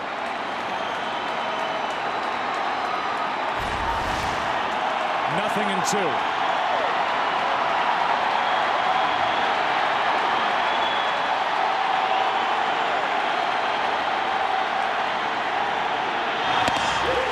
Phillies are world champions.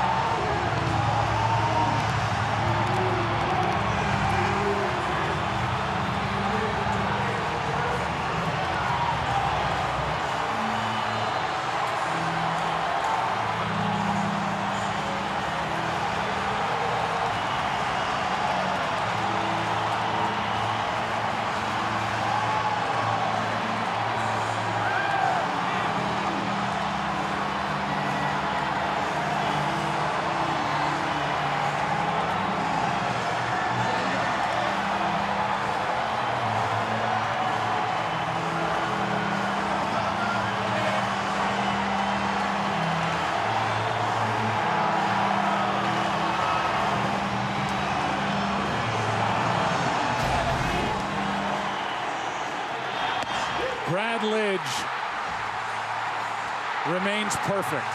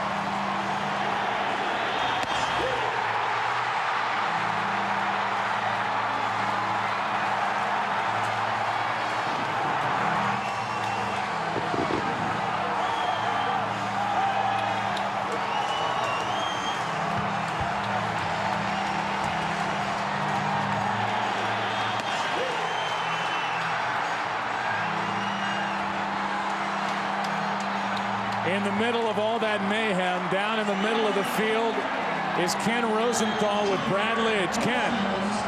Thank you, Joe. Brad, you enter the game 3 outs away. How tough was it controlling your emotions at that time? It's honestly very hard to control the emotions right now. I mean, this is so incredible. I'm so happy to be here. I have to thank God, Jesus Christ, my family, these fans are amazing, and my teammates are the best in the world, and I couldn't be happier right now. Perfect season. How did you do it?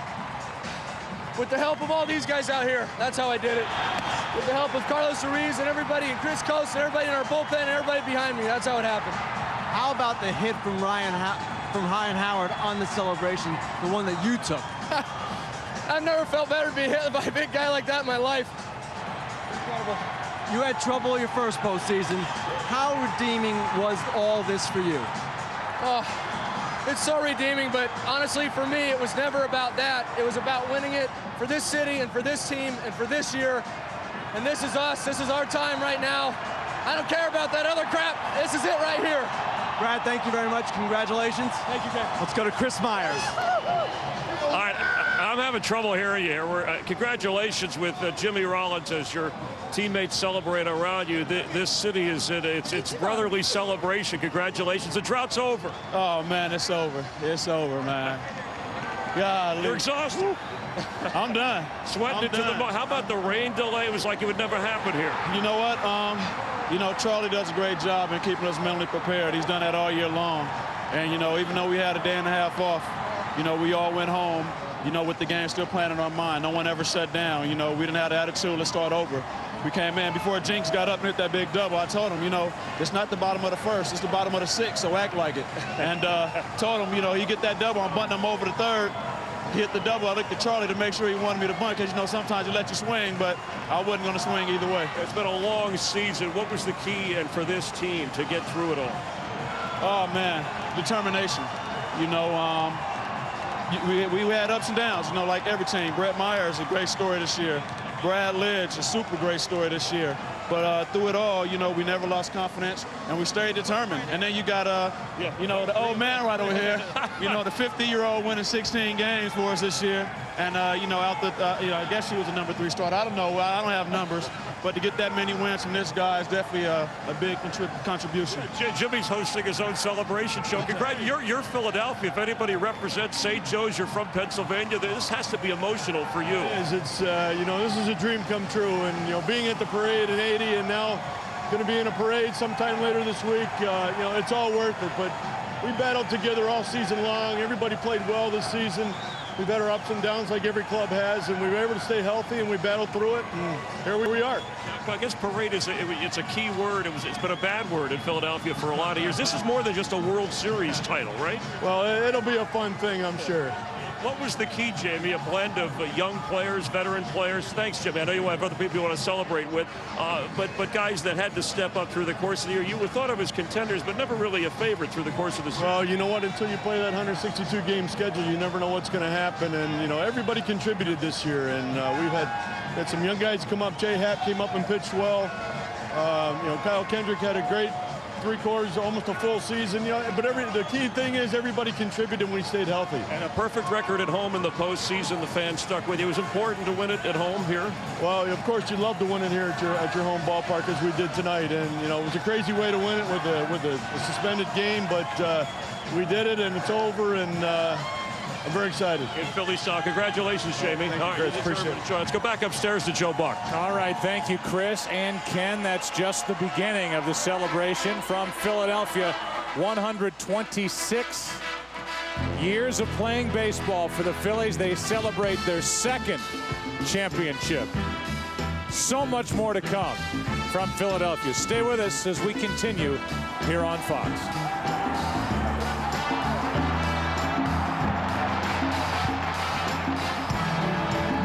Welcome to the Chevy Postgame Show on Fox. Chevy, an American revolution. The celebration is just underway here in Philadelphia, and we take you back to the final pitch, the final out, as described by Harry Callis in his 38th year at the mic with Philadelphia. The 0-2 pitch, swing and a miss, struck him out. The Philadelphia Phillies are 2008 World Champions of Baseball. Brad Lidge does it again and stays perfect for the 2008 season. 48 for 48 in save opportunities, and let the city celebrate. And celebrate they are. Let's go down to the field and say hi to Jeannie Zalasko. Hello, Joe Buck. Yes. They are singing proud, and guess what, Philadelphia? The wait, it is over. It is over. You get a World Series in your backyard, and now you have a title again. World champion. The 28-year drought is over, and the Commissioner of Baseball has a present for all of you. And, of course, the men who helped get you here, your president and CEO, Mr. Montgomery, Pat Gillick, your general manager, and your manager, Charlie Manuel. Mr. Commissioner. Thank you, Jeannie. Well, on behalf of Major League Baseball, it is my pleasure to present to you the 2008 World Championship trophy. It's been 28 years since Philadelphia last won a World Championship, 25 years since Philadelphia's won a championship, but here's the trophy. So Pat, Dave, and Charlie, you are the 2008 World Champion. Thank you, Mr. Commissioner. Here you go, Philadelphia, it's all yours.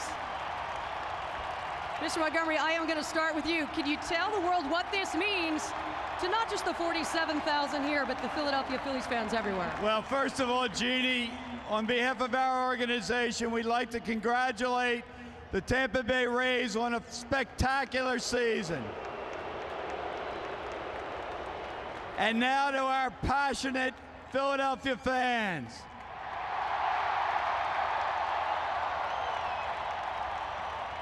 We're so proud that we are the Philadelphia Phillies, and our first name is Philadelphia. We represent our city. I'd like to thank the Mayor Nutter, who's been so supportive of our effort, but most of all, the fact that over 44,000 fans turned out again tonight out of 45,000. This is for you. Yeah, and Mr. Montgomery, I know you want to talk about your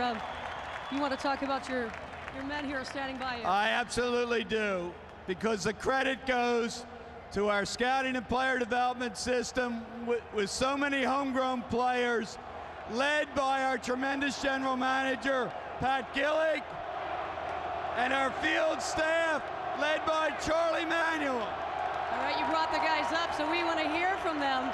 I know that this is not foreign territory to you. You've won a title. This is now number 3, twice with Toronto, but where does this rank?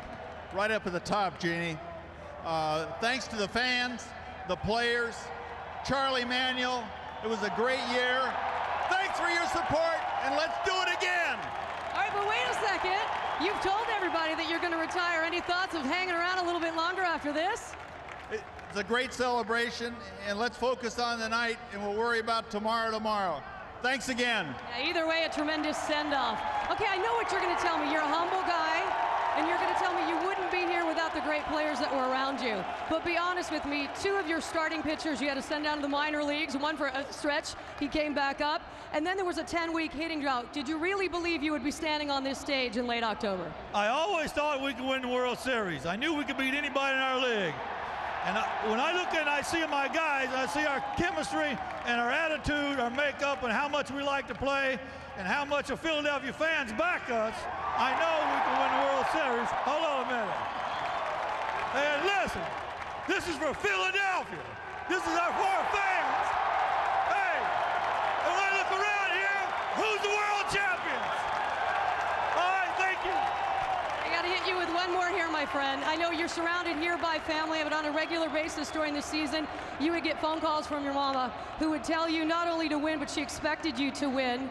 What do you think she would be saying to you right now? I think she'd be very happy, and she would be laughing and giggling, and she'd be telling me how good our team was. That's what I think. All right, sir. Congratulations. Congratulations. Wait a second. This just in. Look at the paper delivery boy here. Anybody know this guy? Can you guys read this? Hold it up. We're going to get it on TV. He worked very hard for this.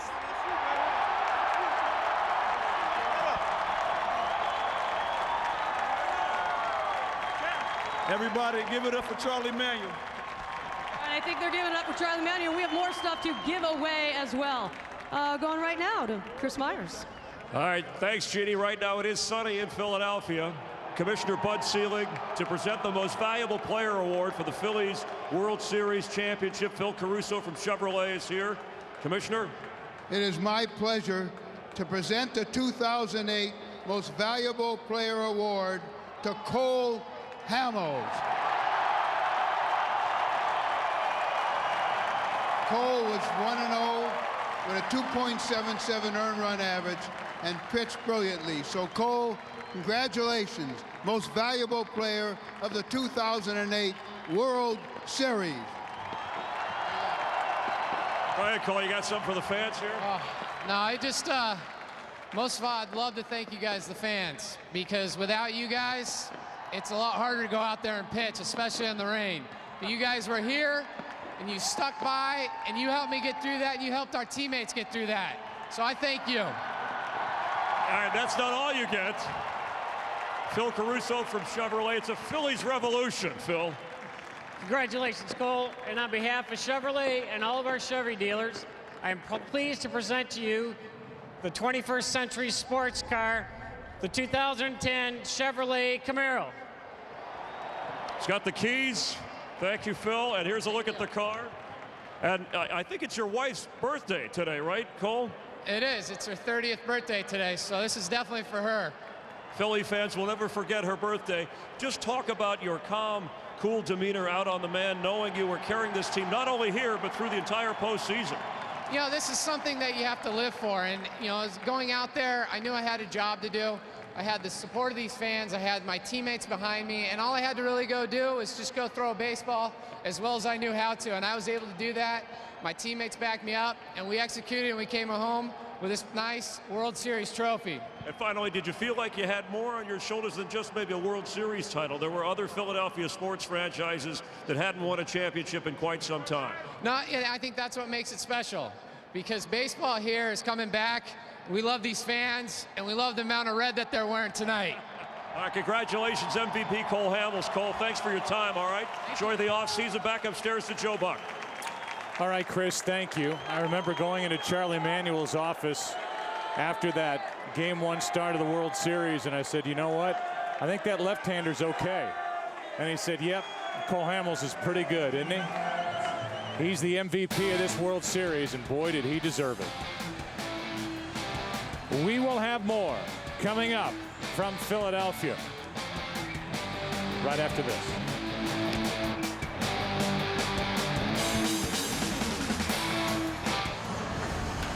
And welcome back to the Chevy Postgame Show on Fox. Chevy, an American revolution. Well, the Tampa Bay Rays were in this World Series, fought all the way through the end of Game 5, and they are a franchise that will be heard from plenty in the years to come under the direction of Joe Maddon, who was nice enough to stop by moments ago with our own Ken Rosenthal. Unbelievable with this thing. We're here with Rays manager Joe Maddon. Joe, you just addressed your team. What did you tell them? How proud I am of them. I thought we had a remarkable season. Obviously, we have grown so much in 1 year, and I wanted to remind them that it is just the beginning of good things to come in the future. To go from where we had been the last couple of years to the 5th game of the World Series is quite remarkable. 7th inning, you had a runner on first with 1 out. You elected to hit J.P. Howell in that spot. You told us before the game that you wanted a left-hander throwing sliders to Burrell. How much did you think about hitting for Howell?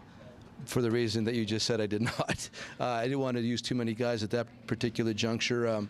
If the game had been tied for a long period of time, then David has to have more and more innings at the end of the game. Actually, JP did a great job, and we almost scored the run in spite of hitting JP in that moment. Great bunt, great play by Utley to throw the ball accurately home plate right there. So we had talked about it prior to. You guys were aware of that. I wanted to have a lefty on him right there, and JP was the right guy, I thought. You guys won 97 games in the regular season, first division title. You beat the White Sox in the division series, the Red Sox in the ALCS. How will you remember this season? Really, from my perspective, it's about the growth. Again, I can remember the first day of spring training addressing the entire group, coming up with the 9=8 slogan at that time, and I know people thought I was nuts, which is okay. And as the season wore on, you can see that everybody was gaining confidence and momentum. We get to the last part of the season. We get into August, have the best August in the history of the franchise, going to September with a lot of injuries, and we played through all that stuff to get to this moment. I can't say how proud I am of this group. They've been wonderful, and it's the beginning. It's the beginning of I believe, a really great era within Rays baseball, and these are the guys that turn it around. Joe, thank you very much. Oh, my pleasure. Buddy. Back to you.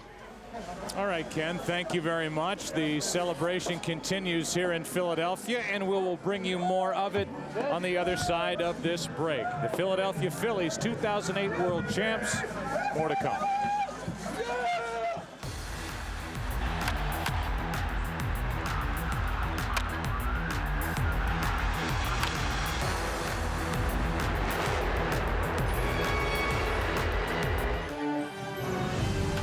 Welcome back to the Chevy Postgame Show on Fox. Chevy, an American revolution. Let's go down to the field for final thoughts from Jeannie Zelasco and Kevin Kennedy.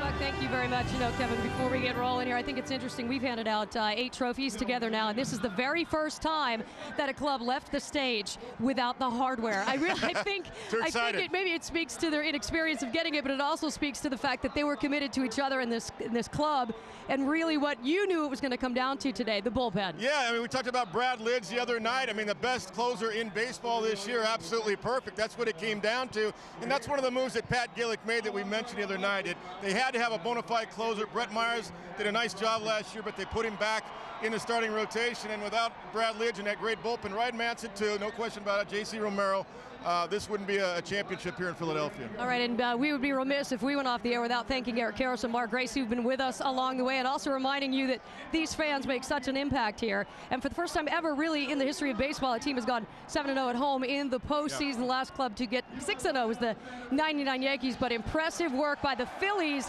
and impressive work by the fans as well, Joe. All right, thank you very much, Jeannie and Kevin, and we've had fun having you with us during this World Series, during the postseason.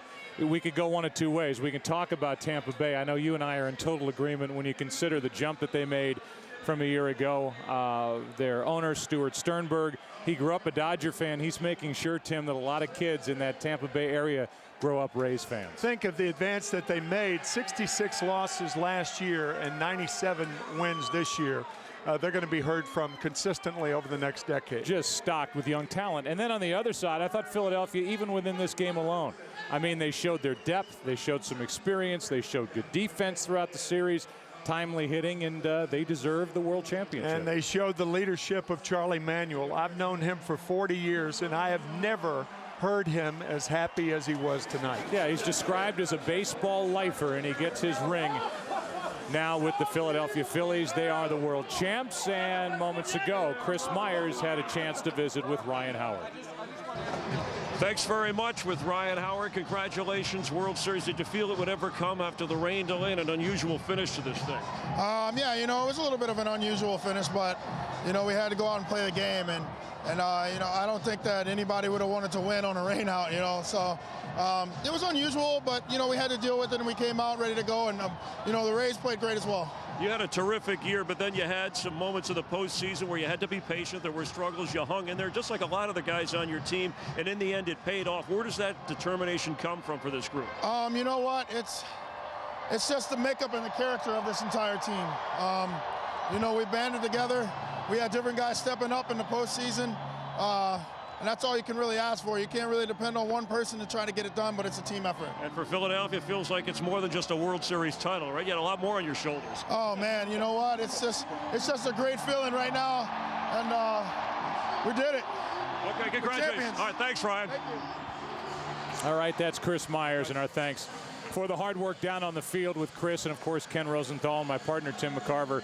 This is what we do every year at the end of the postseason. We say goodbye, and we look forward to the start of 2009 with the baseball season. We've been covering this since 1996, started with the Joe Torre run and the New York Yankees, and now here we sit in Philadelphia where they celebrate a championship. And it's also the time when we say thank you to all the men and women who work so hard to put this show on the air night after night after night during the month of October. Certainly we get a chance to stand in front of the camera, but so many people on our technical crew do an unbelievable job. While we head off to the hotel, they go to the ballpark and set up for that night or the next night's game. So we can't thank our technical crew enough, and certainly the folks at baseball who have been so good to us since we got in business with them at Fox back in 1996. The list is long, but our thanks definitely heartfelt for the job that you all do in helping facilitate what we do on a night-to-night basis here with Fox Sports and our coverage of baseball. So it's the Philadelphia Phillies on the heels of that 92-win season, a 3-game win over the Mets in the NL East, and then they took care of the Brewers, took care of the Dodgers, and in 5 games they beat the Tampa Bay Rays, and they raised the flag as they celebrate a championship in 2008.